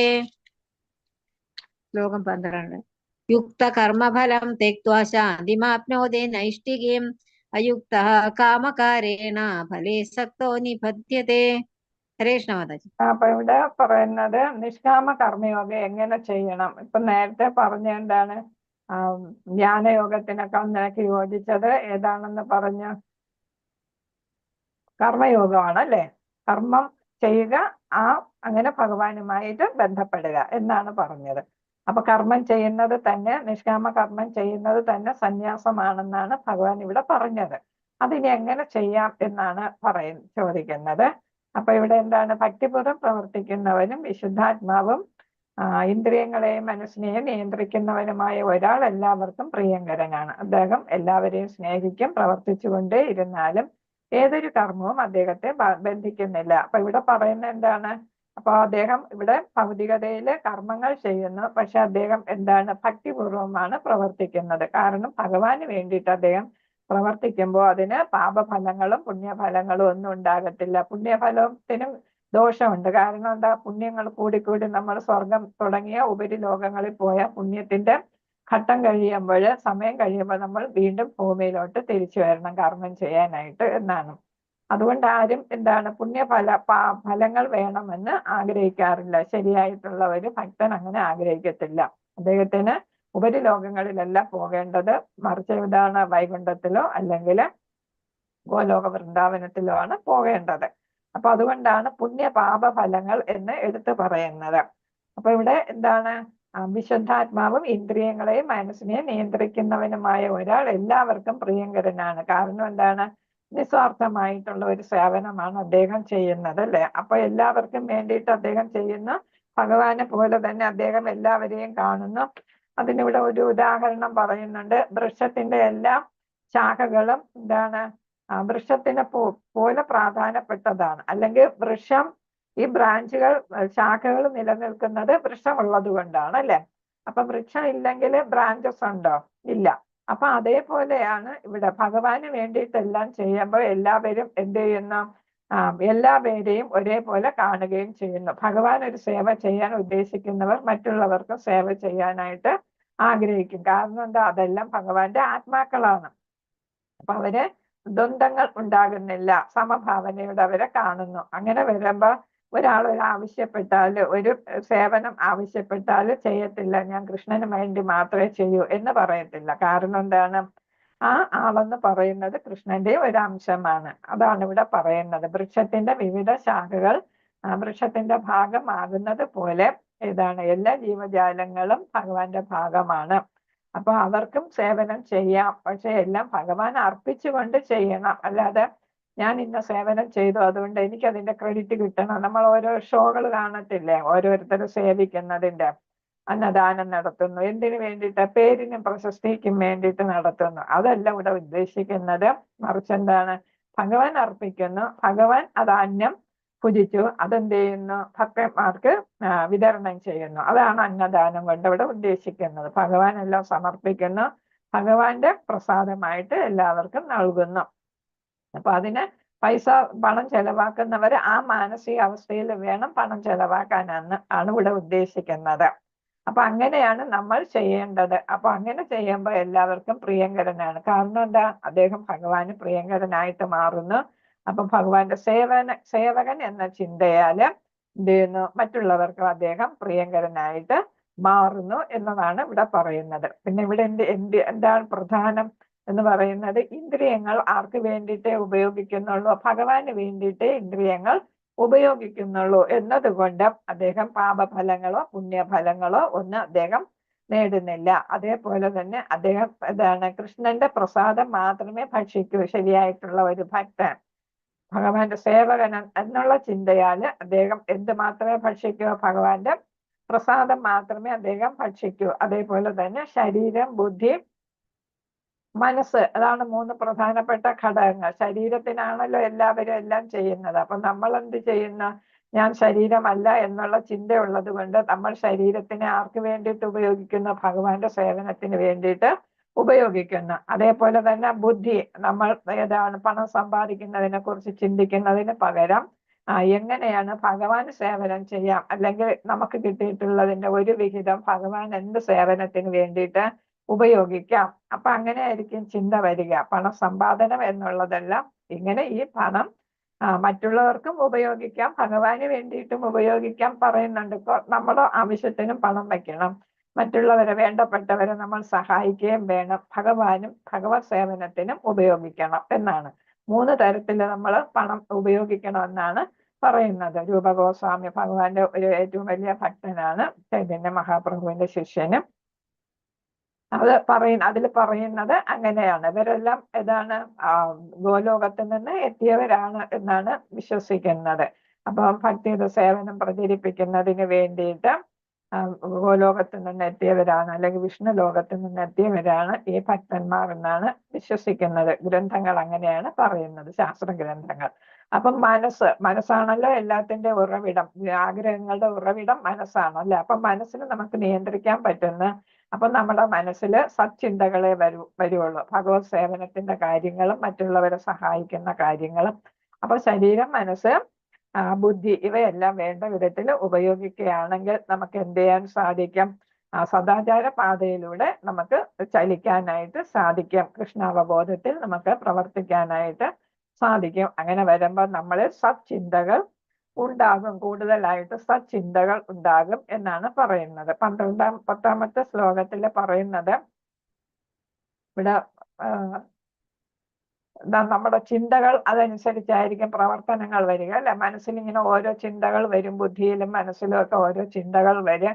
ചിന്തകൾ മനസ്സിൽ വരും, ബുദ്ധിയാണ് അത് പ്രവർത്തന ഫലത്തിൽ എത്തിക്കുന്നത് അല്ലെ. എന്നിട്ട് ആ പ്രവർത്തനങ്ങൾ എന്ത് ചെയ്യും? ശീലമായിട്ട് മാറും. നമുക്കറിയാം, നമ്മൾ ഒരു കാര്യങ്ങൾ ഇങ്ങനെ ആദ്യം ചിന്തിക്കുന്നു, പിന്നെ അത് നമ്മൾ ഫലത്തിൽ കൊണ്ടുവരുന്നു. ആ ഫലം നമ്മൾ സ്ഥിരമായിട്ട് ചെയ്യുമ്പോൾ അത് ശീലമായിട്ട്, ഹാബിറ്റായിട്ട് മാറും. ആ ഹാബിറ്റ് എന്തായിട്ട് മാറുന്നു? ഒരു സ്വഭാവമായിട്ട് മാറുന്നു, ക്യാരക്ടർ ആയിട്ട് മാറുന്നു. അതനുസരിച്ച് നമ്മുടെ വിധി നിശ്ചയിക്കപ്പെടും.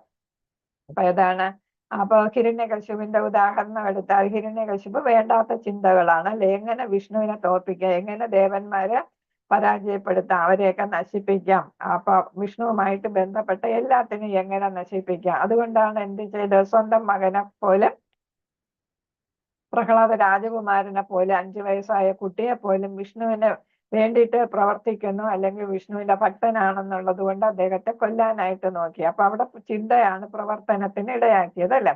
പിന്നെ എങ്ങനെയും പല പല വഴികളും നോക്കി അല്ലെ. അപ്പൊ എങ്ങനെയും എന്ത് ചെയ്യണം? പ്രഹ്ലാദനെയും അതേപോലെ വിഷ്ണു ഭക്തന്മാരെയും കൊല്ലുക എന്നുള്ള തരത്തിലാണ് അദ്ദേഹത്തിന്റെ എല്ലാ പ്രവർത്തനങ്ങളും വന്നത്. അപ്പൊ അദ്ദേഹത്തിന്റെ ആസുര സ്വഭാവം എന്ത് ചെയ്തു? ഒന്നുകൊന്ന് മോശമായിട്ട് വരികയായിരുന്നു. അവസാനം അദ്ദേഹത്തിന്റെ വിധി നിശ്ചയിക്കപ്പെട്ടു. നരസിംഹമൂർത്തിയായിട്ട് ഭഗവാൻ തന്നെ വന്ന് അദ്ദേഹത്തെ വധിക്കുകയുണ്ടായി. അപ്പൊ അതാണ് ചിന്തകൾ, പ്രവർത്തനങ്ങൾ, ശീലങ്ങൾ, സ്വഭാവം, വിധി എന്നുള്ളത്. അപ്പൊ മനസ്സിലാണ് ഇതെടുക്കുന്നത്, ബുദ്ധി അതിനെ സഹായിക്കും. അപ്പൊ നമ്മൾ ശരീരം കൊണ്ട് എന്ത് ചെയ്യുന്നു? ആ ചിന്തകളെ നടപ്പിലാക്കാനായിട്ട് നമ്മൾ ശ്രമിക്കുന്നു. അപ്പൊ നല്ലതാണെങ്കിൽ ധ്രുവന്റെയും പ്രഹ്ലാദന്റെയും നല്ല ചിന്തകളായപ്പം അതിനനുസരിച്ചുള്ള പ്രവർത്തനങ്ങൾ വന്ന് ധ്രുവരാജകുമാരൻ അസുരരാജകുമാരന്മാർക്കൊക്കെ എന്ത് ചെയ്തു? ക്ലാസിന്റെ ഇന്റർവൽ ടൈമില് എന്ത് ചെയ്തു? ഭഗവാനെ കുറിച്ചുള്ള കാര്യങ്ങളൊക്കെ പറഞ്ഞു കൊടുക്കുക. അപ്പൊ അവർക്ക് അത് കേൾക്കാനുള്ള ഒരു ശീലമുണ്ടായി. അപ്പൊ അവരുടെ ആസുര സ്വഭാവം എന്ത് ചെയ്യുന്നു? കുറഞ്ഞു വരാനായിട്ട് അങ്ങനെ അവർ ക്രമേണ എന്ത് ചെയ്യുന്നു? നല്ല പിന്നീട് പ്രഹ്ലാദനാണല്ലോ രാജാവായിട്ട് വന്നത്. അപ്പൊ എന്ത് ചെയ്യുന്നു? അവരെ എല്ലാം വിധി മാറ്റി എഴുതാനായിട്ട് പ്രഹ്ലാദ രാജകുമാരന് സാധിക്കുന്നു. എന്ന് വെച്ചാൽ എന്താണ്? അദ്ദേഹം അപ്പം വിഷ്ണുവിന്റെ ഭക്തി പ്രചരിപ്പിക്കാനായിട്ട് ആസുര സ്വഭാവങ്ങളെല്ലാം മാറ്റി ജനങ്ങളിൽ നിന്ന് ആ സ്വഭാവം മാറ്റാനായിട്ട് അദ്ദേഹത്തിന് സാധിക്കും. അപ്പൊ എന്താണ് ആസുര സ്വഭാവം എന്ന് പറയുമ്പോൾ സുരന്മാരുടെ എതിരാളി എന്നുള്ള അർത്ഥമാണ്. വിഷ്ണുവിനെ ഭജിക്കുന്നവരെ സുരന്മാരെന്നും ഭജിക്കാത്തവരെ അസുരന്മാരെന്നാണ് വിളിക്കുന്നത്. അസുരന്മാർക്കുള്ള സ്വഭാവം ആസുര സ്വഭാവം അല്ലെ, അങ്ങനെയാണ് പറയുന്നത്. അപ്പൊ അങ്ങനെ നമ്മളെ വിധി നിശ്ചയിക്കാനായിട്ട് അത് ഇടയാക്കുക എന്ന് പറയുന്നത്. അത് ഏതുപോലെ എന്നാണ് നമ്മുടെ പ്രവർത്തികൾ എങ്ങനെയായിരിക്കണം, ശരീരവും ബുദ്ധിയും മനസ്സും ഉപയോഗിച്ചെന്നുള്ളത് ഇവിടെ പറയുന്ന ആസക്തി കൂടാതെ ഫലത്തെ പരമപുരുഷന് സമർപ്പിച്ചുകൊണ്ട് തന്റെ കർത്തവ്യങ്ങൾ അനുഷ്ഠിച്ചാൽ ഒരാളെ അദ്ദേഹം എങ്ങനെയായിരിക്കും, താമരയിലെ വെള്ളം എന്ന പോലെ അദ്ദേഹത്തെ ദുഷ്കർമ്മ ഫലങ്ങൾ ബാധിക്കത്തില്ല. നമുക്കറിയാം താമരയിലയിൽ വെള്ളത്തുള്ളികൾ വീണാൽ അതിങ്ങനെ ആടി ആടി നിൽക്കത്തേ ഉള്ളൂ അല്ലെ, താമരയിൽ അത് ഒട്ടിപ്പിടിക്കുന്നില്ല. അതേപോലെയാണ് പ്രഹ്ലാദനും എന്ത് ചെയ്തു, അതേപോലെയാണ് താമരയിലെ വെള്ളത്തുള്ളി പോലെയാണ്. അസുരകുലത്തിൽ ജനിച്ചെങ്കിലും അദ്ദേഹം എന്താണ് ആസുര സ്വഭാവം അദ്ദേഹത്തെ ബാധിച്ചില്ല. അതുകൊണ്ടാണ് നേരത്തെ തന്നെ കയാതുവിന്റെ വയറിൽ കിടന്നപ്പോ തന്നെ അദ്ദേഹത്തിന് നാരദ മുനിയിൽ നിന്ന് ഭഗവാനെ കുറിച്ചുള്ള കാര്യങ്ങളൊക്കെ കേൾക്കാനായിട്ട് അദ്ദേഹത്തിന് സാധിച്ചു എന്നുള്ളത് കൊണ്ടാണ് അങ്ങനെ വന്നത്. അതുകൊണ്ടാണ് നമ്മൾ പറയുന്ന ഗർഭിണികള് നല്ല കാര്യങ്ങൾ ഗർഭിണികളെ കേൾപ്പിക്കണം എന്ന് പറയുന്ന അതുകൊണ്ടാണ്. കുട്ടിയുടെ സ്വഭാവം അതനുസരിച്ച് വരും എന്നുള്ളതുകൊണ്ടാണ്. അപ്പൊ ഏതാണ് ഭൗതികതയിൽ അവര് ചുറ്റപ്പെടുന്നില്ല. ഭൗതിക ലോകത്ത് ഇരിക്കുകയാണെങ്കിലും ജീവിക്കുകയാണെങ്കിലും അവര് ഭൗതികതയാൽ അവർ ബാധിക്കപ്പെടുന്നില്ല, അവരെ സ്വാധീനം ഉണ്ടാകുന്നില്ല. ഭൗതികമായിട്ടുള്ള കാര്യങ്ങൾ അവരെ സ്വാധീനിക്കുന്നില്ല എന്നാണ് ഇവിടെ പറയുന്നത്. അപ്പൊ അവർക്ക് അങ്ങനെ ആകുമ്പോൾ അവർക്ക് ഏതാണ് കലർപ്പില്ലാത്ത സമാധാനവും ശാന്തിയും ഒക്കെ നേടാനായിട്ട് സാധിക്കും. അതാണ് ഇവിടെ ഈ ശ്ലോകങ്ങളിലൊക്കെ പറഞ്ഞത്. മുക്താവസ്ഥയിലോട്ട് എത്തിച്ചേരാനായിട്ട് ക്രമേണ അവർക്ക് സാധിക്കും, ഭഗവാനെ പ്രാപിക്കാനായിട്ട് സാധിക്കും. ഹരേ കൃഷ്ണ. അപ്പൊ ഇവിടെ ചിന്ത, കൃഷ്ണനാണ് എല്ലാത്തിന്റെ ഉടമ എന്നുള്ള ചിന്ത വേണം. പ്രവർത്തനങ്ങൾ ഭഗവാനെ തൃപ്തിപ്പെടുത്തുന്ന പ്രവർത്തനങ്ങളായിരിക്കണം. ശീലങ്ങളെല്ലാം കൃഷ്ണന് വേണ്ടിയിട്ട് ഉള്ള പ്രവർത്തനങ്ങളായിരിക്കണം. സ്വഭാവം എന്ന് പറയുന്നത് ഒരു തരത്തിലും മാലിന്യങ്ങൾ തീണ്ടാത്ത സ്വഭാവമായിരിക്കണം. വിധി എന്ന് പറയുന്നത് കൃഷ്ണാവബോധത്താല് ഭഗവാനെ പ്രാപിക്കാനായിട്ട് സാധിക്കും. സമ്പൂർണ്ണ കൃഷ്ണാവബോധം ഉണ്ടാകുന്നു. അങ്ങനെ മുക്താവസ്ഥയിൽ എത്താനായിട്ട് സാധിക്കും. ഹരേ കൃഷ്ണ. മാതാജി 13 മുതൽ 16 വരെയുള്ള ഇതെല്ലാം നിങ്ങൾ വായിച്ചു നോക്കണം. ഹരേ കൃഷ്ണ. 13 മുതൽ 16 വരെയുള്ള മാതാജി. ഓം നമോ ഭഗവതേ വാസുദേവായ. ശ്ലോകം 13. സർവകർമാണി മനസാ സന്യസ്യാസ്തേ സുഖം വശി നവദ്വാരേ പുരേ ദേഹി നൈവ കുർവന്ന കാരയൻ. ശ്ലോകം 14. ന കർത്തൃത്വം ന കർമാണി ലോകസ്യ സൃജതി പ്രഭു ന കർമ്മ ഫല സംയോഗം സ്വഭാവസ്തു പ്രവർത്തതേ. ശ്ലോകം 15. നാദത്തേ കസ്യചിത് പാപം ന ചൈവ സുഹൃതം വിഭു അജ്ഞാനേനാവൃതം ജ്ഞാനം തേന മുഹ്യന്തി ജന്തവഃ. ശ്ലോകം 16. ജ്ഞാനേന തു തദജ്ഞാനം യേഷാം ശാശ്വതമാത്മനഃ തേഷാം ആദിത്യവജ്ഞാനം പ്രകാശയതി തത്പരം. ഹരീഷ്ണമദാസ്. ഇവിടെ പറയുന്നത് 3 തരം കർത്താക്കൾ ഉണ്ടെന്ന് പറഞ്ഞായിരുന്നല്ലോ. ആ 3 പേരെ കുറിച്ചാണ് ഇവിടെ പറയാൻ പോകുന്നത്. അപ്പൊ ഒന്ന് നമ്മൾ മനസ്സിലാക്കേണ്ടത് പരമാത്മാവാണ് എല്ലാത്തിൻ്റെയും പരമോന്നതനായ നിയന്ത്രകൻ എന്നാണ് നമ്മൾ അറിയേണ്ടത്. അങ്ങനെ അത് മനസ്സിലാക്കി കഴിയുമ്പോൾ നമുക്ക് 2 തരത്തിലുള്ള ഫലങ്ങൾ ലഭ്യമാകുന്നു.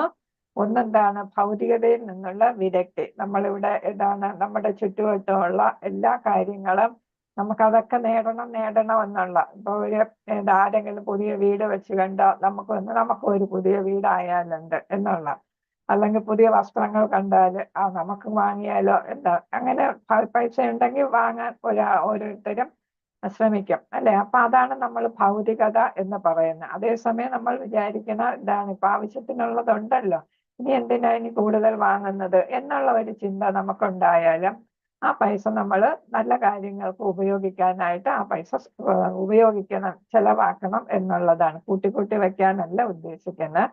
അത് നല്ല കാര്യങ്ങൾക്ക് വേണ്ടിയിട്ട് നമ്മൾ ചെലവാക്കണം എന്നുള്ളതാണ്. അപ്പൊ അങ്ങനെ അത്തരത്തിലുള്ളതാകുമ്പോൾ നേരത്തെ പറഞ്ഞതുപോലെ നമ്മൾ പൈസ ചെലവാക്കുകയാണെങ്കിൽ 3 തരത്തിൽ ചെലവാക്കുന്ന കാര്യം പറഞ്ഞ് അങ്ങനെ ചെലവാക്കുകയാണെങ്കിൽ നമുക്കതിന്റെ ഭഗവാന്റെ പ്രീതി നമുക്ക് സമ്പാദിക്കാനും പറ്റും. ഭൗതികതയിൽ നിന്ന് നമുക്ക് വിരക്തി നേടാനും സാധിക്കും. അപ്പൊ ഭൗതികതയുമായിട്ട് നമ്മൾ കൂടുതൽ വൈരാഗ്യം ഉണ്ടാകുന്നു, അതിൽ നിന്ന് ആസക്തി കുറയുന്നു. അപ്പൊ നമുക്ക് ഭഗവാനോടുള്ള ആസക്തി കൂടും.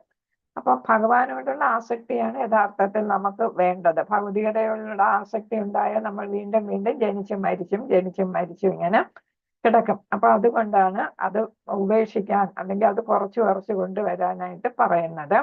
രണ്ടാമത്തേതെന്ന് പറയുന്നത് നമ്മൾ പരമാത്മാവിന് സമർപ്പിതനാകുക എന്നാണ്. എല്ലാം നമ്മൾ ഭഗവാന് വേണ്ടിയിട്ട് ദാനം ചെയ്താലും ഭഗവാന് വേണ്ടി ചെയ്യുക, അല്ലെ? അങ്ങനെയുള്ള ഓരോ പ്രവർത്തനങ്ങൾ നമ്മൾ ചെയ്യുകയാണെങ്കിൽ നമ്മൾ ഭഗവാന് സമർപ്പിതനാകുന്നു. അപ്പൊ നേരത്തെ പറഞ്ഞ പോലെ മനസ്സും ബുദ്ധിയും ശരീരവും വിശ്വാസവും എല്ലാം ഭഗവാന് വേണ്ടിയിട്ട്, അപ്പൊ നമുക്ക് ഭഗവാനില് ആശ്രയം കിട്ടും, ഷെൽട്ടർ, നമുക്ക് ആശ്രയം കിട്ടുന്നു. പരമാത്മാവില് നമ്മൾ ശ്രദ്ധ കേന്ദ്രീകരിക്കുന്നു. നമ്മുടെ ഉള്ളിൽ തന്നെ പരമാത്മാ രൂപത്തിലുണ്ട്, അല്ലെ? അപ്പൊ നമ്മൾ അങ്ങോട്ട് ശ്രദ്ധിക്കാൻ തുടങ്ങി.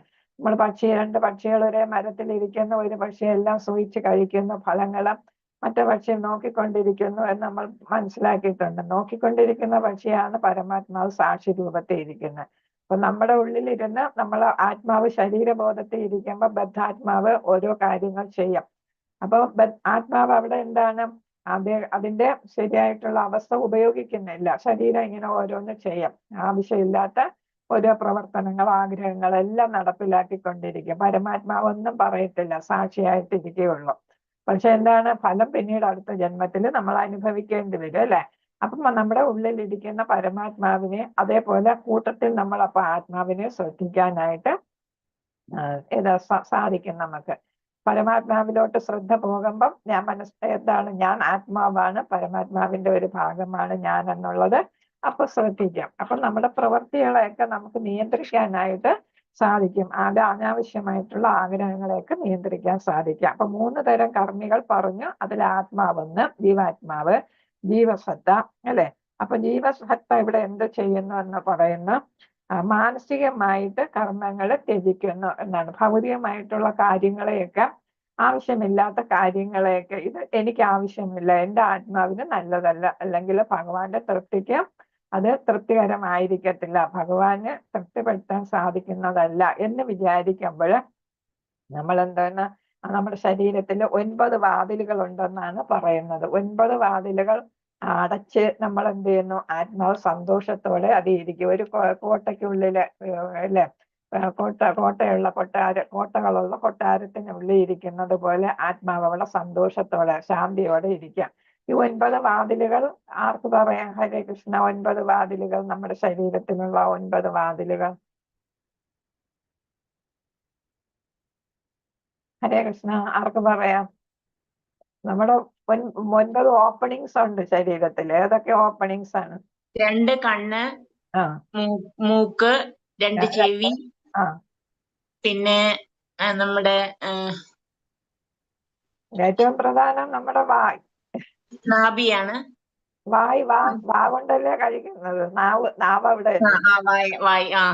ആ, പിന്നെ നാഭി എന്ന് പറയുമ്പോ അത് പിന്നെ ഓപ്പണിംഗ് ഇല്ലല്ലോ മാതാജി. അല്ല.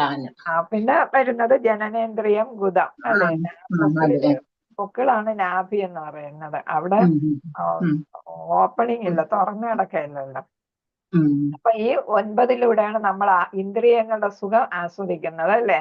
ഇന്ദ്രിയ സുഖം ആസ്വദിക്കുന്ന ഈ 9, കണ്ണുകൾ കൊണ്ട് കാണുന്നു, ചെവികൾ കൊണ്ട് കേൾക്കുന്നു, അല്ലെ? മൂക്ക് കൊണ്ട് ഗന്ധം എടുക്കുന്നു, പിന്നെ വാ കൊണ്ട് നമ്മൾ ഇതാണ് സംസാരിക്കുകയും, രുചിയും, അല്ലെ? നാവാണല്ലോ നമ്മളിപ്പോ പ്രധാനമായിട്ട് പോകുന്നത്, അല്ലെ? അപ്പൊ പിന്നെ എന്താണ് ജനനേന്ദ്രിയം എന്ന് പറയുന്നത്? നമ്മൾ ലൈംഗിക സുഖം അനുഭവിക്കാൻ വേണ്ടിയിട്ടാണ്. അത് പക്ഷെ ആവശ്യം എന്താണ്? ലൈംഗികത അവിടെ പ്രത്യേകിച്ച് പറയുന്നുണ്ട്, കൃഷ്ണാവബോധമുള്ള കുഞ്ഞുങ്ങളെ സൃഷ്ടിക്കാനാണ് അത് ഉപയോഗിക്കേണ്ടത് എന്നാണ്.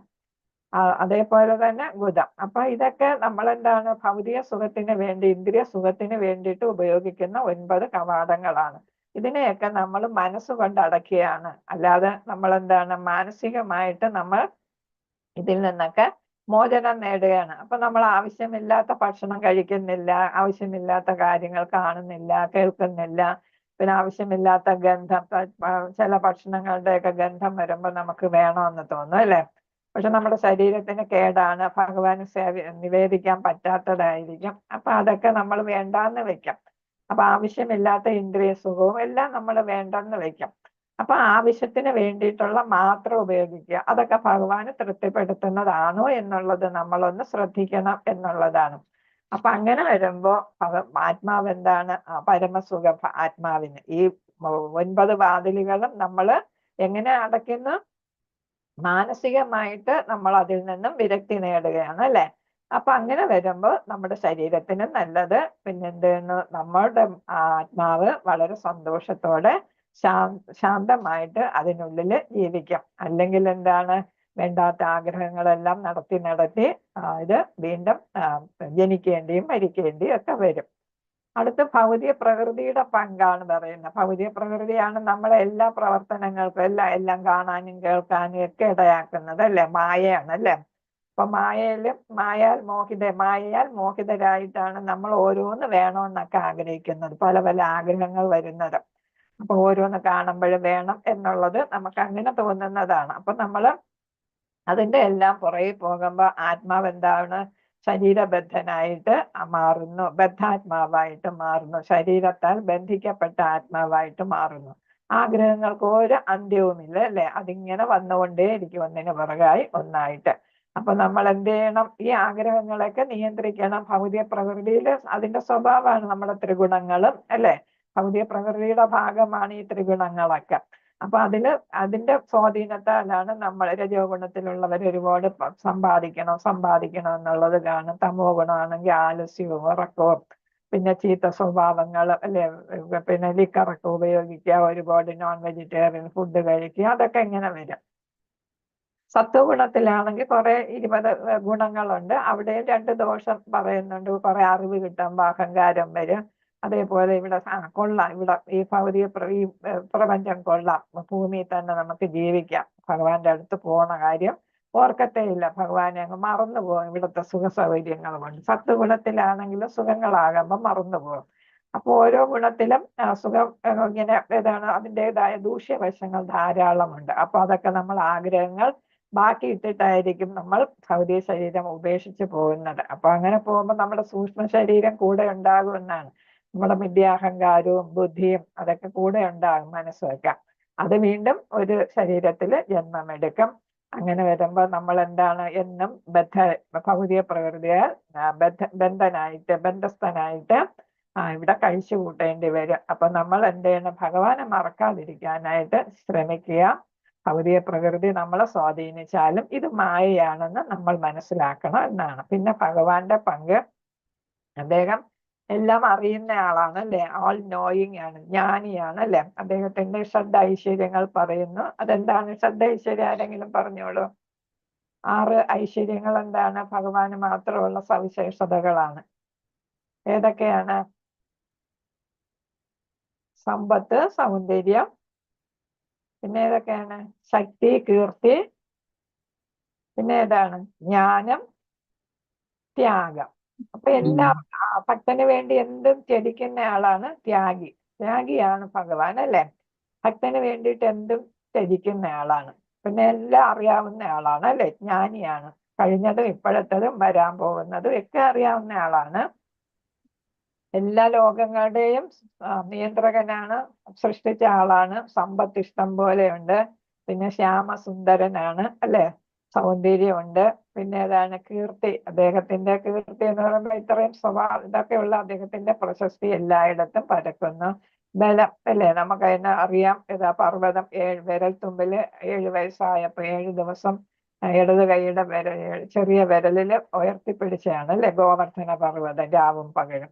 അപ്പം ബലം, ശക്തി അല്ലെ? അതേപോലെ അദ്ദേഹം എല്ലാ അസുരന്മാരെയും എല്ലാം വധിച്ചത് അദ്ദേഹം 5 വയസ്സൊക്കെ ഇപ്പോഴും ചെറുതിലേ ആണല്ലോ അല്ലെ? അതിനേക്കാൾ ചെറുതായിരുന്നു അപ്പോഴല്ലേ ഉടനെയൊക്കെ വധിച്ചതും അങ്ങനെ. അപ്പൊ ചെറുപ്പകാലം മുഴുവൻ അങ്ങനെയായിരുന്നു അല്ലെ? അപ്പൊ അദ്ദേഹത്തിന്റെ ബലം, അതാണ് ഷഡ് ഐശ്വര്യങ്ങൾ. അദ്ദേഹത്തിന് മാത്രമേ ഉള്ളൂ. അദ്ദേഹമാണ് വിഭു, എല്ലാത്തിന്റെയും അല്ലെ? നമ്മളെല്ലാം അദ്ദേഹത്തിന്റെ ഒരു അംശം, വെറും ചെറിയ അണു ആണ് അല്ലെ? അണു എന്ന് പറയുമ്പോൾ ഏറ്റവും ചെറുത്. നമ്മുടെ നഗ്നഗോത്രങ്ങൾക്ക് കാണാൻ പറ്റാത്തതിനാണ് നമ്മൾ അണു എന്ന് പറയുന്നത്. ഹരേ കൃഷ്ണ, സമയായല്ലേ?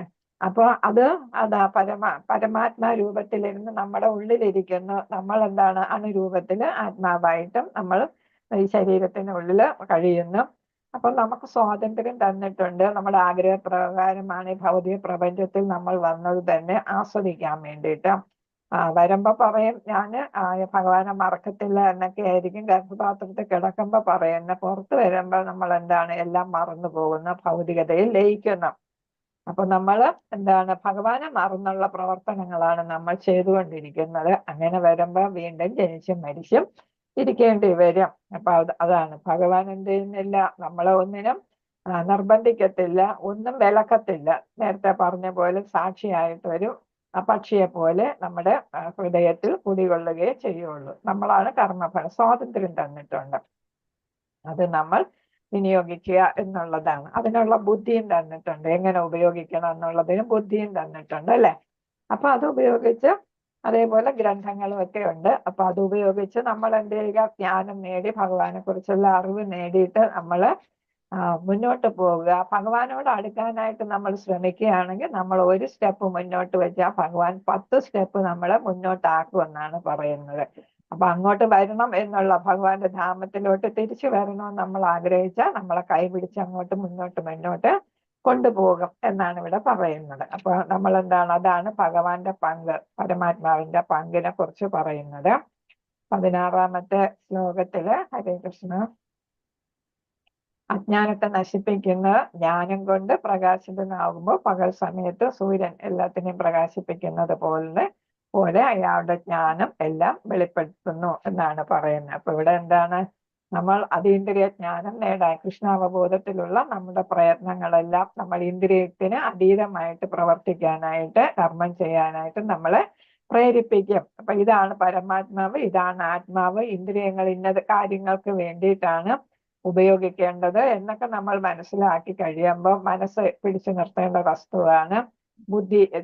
ശരിയായിട്ട് നമ്മൾ ബുദ്ധിയെ ഉപയോഗിക്കണം എന്നൊക്കെ നമ്മൾ മനസ്സിലാക്കി കഴിയുമ്പോൾ ത്രിഗുണങ്ങൾ നമ്മളെ സ്വാധീനിക്കും അല്ലെ. അപ്പൊ ഇന്ന ഗുണങ്ങളാണ്, അതിനൊക്കെ ഇന്ന ദൂഷ്യങ്ങളുണ്ട്. അതൊക്കെ നമ്മൾ മനസ്സിലാക്കി കഴിയുമ്പോൾ നമ്മൾ എല്ലാ കർമ്മങ്ങളും എന്തായിട്ട് മാറ്റുന്നു, അകർമ്മത്തിലാക്കും. അതായത് ഫല ഇച്ഛ കൂടാതെയുള്ള കർമ്മം ചെയ്യാനായിട്ട് നമുക്ക് സാധിക്കുന്നു. കാമ്യകർമ്മങ്ങൾ, ഫലം ഇച്ഛിച്ചുകൊണ്ടുള്ള കർമ്മങ്ങളെല്ലാം നമ്മൾ ഉപേക്ഷിച്ച് എല്ലാം ഭഗവാന് സമർപ്പിതമായി എന്ത് ചെയ്യുമ്പോഴും നമ്മൾ ഭഗവാനെ ഓർക്കുക. അപ്പൊ നമ്മൾ എന്താണ്, നല്ല കാര്യങ്ങളെ ചെയ്യൂ എന്നുള്ളതാണ്. അങ്ങനെ സമർപ്പിതനായി പൂർണ്ണ അവബോധത്തോടെ സമാധാനവും സന്തോഷവും ഒക്കെ ആയിട്ട് നമ്മൾ ഇവിടെ ജീവിച്ച് അവസാനം ഭഗവാൻ എന്ത് ചെയ്യുന്നു, നമ്മളെ കൈ പിടിച്ച് മുകളിലേക്ക് കൊണ്ടുപോകും എന്നുള്ളതാണ്. ഇവിടെ ഭഗവാന്റെ ഇവിടെ നമ്മൾ അതീന്ദ്രിയ ജ്ഞാനം നേടുന്നത് ഏതുപോലെ എന്നാണ്, സൂര്യൻ ഉദിച്ച് പകൽ സമയം എല്ലാം പ്രകാശിപ്പിക്കുന്നത് പോലെയാണ്. സൂര്യൻ എന്ന് പറയുന്നത് അറിവാണ്, ജ്ഞാനമാണ്, വിളക്കാണ്. പ്രകാശം എന്ന് പറയുന്ന വിളക്കാണ് അല്ലെ. അപ്പൊ എന്താ, അജ്ഞതയെ മാറ്റുന്നതാണ്, അറിവില്ലായ്മയെ മാറ്റുന്നതാണ് പ്രകാശം. അതാണ് നമ്മൾ വിളക്ക് കത്തിക്കുന്നത്, അന്ധകാരം മാറാനായിട്ട്. നമ്മുടെ മനസ്സിലെ അന്ധകാരമാണ് നമ്മൾ മാറ്റേണ്ടത് അല്ലെ. അപ്പൊ മനസ്സിലെ അന്ധകാരം മാറ്റി ഭഗവാനെ കുറിച്ചുള്ള ശരിയായിട്ടുള്ള ജ്ഞാനം, യഥാർത്ഥ ജ്ഞാനം നേടുമ്പോൾ നമുക്ക് മനസ്സിലാവും, ഞാൻ ഈ ശരീരമല്ല, ഞാൻ ആത്മാവാണ്, ഞാൻ ഭഗവാന്റെ ചെറിയ ഒരു അംശമാണ്. അപ്പൊ എനിക്ക് വേണ്ടത് എന്താണ്, അദ്ദേഹത്തിന്റെ അടുത്തേക്ക് തിരിച്ചു പോകേണ്ടതാണ്. എൻ്റെ ധർമ്മം, അതിനു വേണ്ടിയിട്ടുള്ള പ്രവർത്തികളായിരിക്കണം ഞാൻ ചെയ്യേണ്ടത് എന്നുള്ളത് മനസ്സിലാക്കണം. അത് മനസ്സിലാക്കാനായിട്ട് നമ്മളെ സഹായിക്കാനാണ് ശാസ്ത്രഗ്രന്ഥങ്ങളും യഥാർത്ഥ ഗുരുക്കന്മാരും. ഗുരുക്കന്മാർ എന്ന് പറയുമ്പോൾ ഗുരുശിഷ്യ പരമ്പരയിലൂടെ വന്ന, നമ്മുടെ ഗുരുശിഷ്യ പരമ്പര എന്ന് പറയുന്നത് ബ്രഹ്മ മാധ്വ ഗൗഡീയ സമ്പ്രദായമാണ്. അപ്പൊ നമ്മുടെ ഇസ്കോൺ അതിലുള്ളതാണ്. അപ്പൊ ആ സമ്പ്രദായത്തിലുള്ള വരുന്ന ഗുരുക്കന്മാരിൽ നിന്നും ഭഗവാനെ കുറിച്ചുള്ള യഥാർത്ഥ ജ്ഞാനം നേടി നമ്മൾ എന്ത് ചെയ്യുക, ക്രമേണ ഭഗവാനോട് അടുക്കാനും അവസാനം ഭഗവത്ധാമത്തിലെത്താനും അവിടെ സന്തോഷപൂർവമായിട്ട് ഭഗവാനോടൊപ്പം ജീവിക്കാനും നമുക്ക് സാധ്യമാകണം. അതാണ് ശരിയായിട്ടുള്ള മുക്തി എന്ന് പറയുന്നത്. ശരിയായിട്ടുള്ള ഭക്തർ മുക്തി ആഗ്രഹിക്കത്തില്ല എന്നാണ്. കാരണം എന്താ, എവിടെ പോയാലും ഭഗവാന്റെ സേവനം ചെയ്താൽ മതി എന്ന് പറയുന്നവരാണ് ശരിയായിട്ടുള്ള ഭക്തർ എന്നാണ് ഇവിടെ പറയുന്നത്. ഹരേ കൃഷ്ണ. വാഞ്ചകൽപത രൂപശ്ചാകൃപ സിന്ധുഭേമജ പതിദാനം പാവനേഭ്യോ വൈഷ്ണവേഭ്യോ നമോ നമഃ. അനന്തകോടി വൈഷ്ണവ ഭക്തവൃന്ദ കി ജയ. ശ്രീല പ്രഭുപാദ കി ജയ. ഗുരു മഹാരാജ് കി ജയ. ശ്രീമദ് ഭഗവത്ഗീത കി ജയ്. ഹരേ കൃഷ്ണ കൃഷ്ണ കൃഷ്ണ ഹരേ ഹരേ, ഹരേ രാമ ഹരേ രാമ.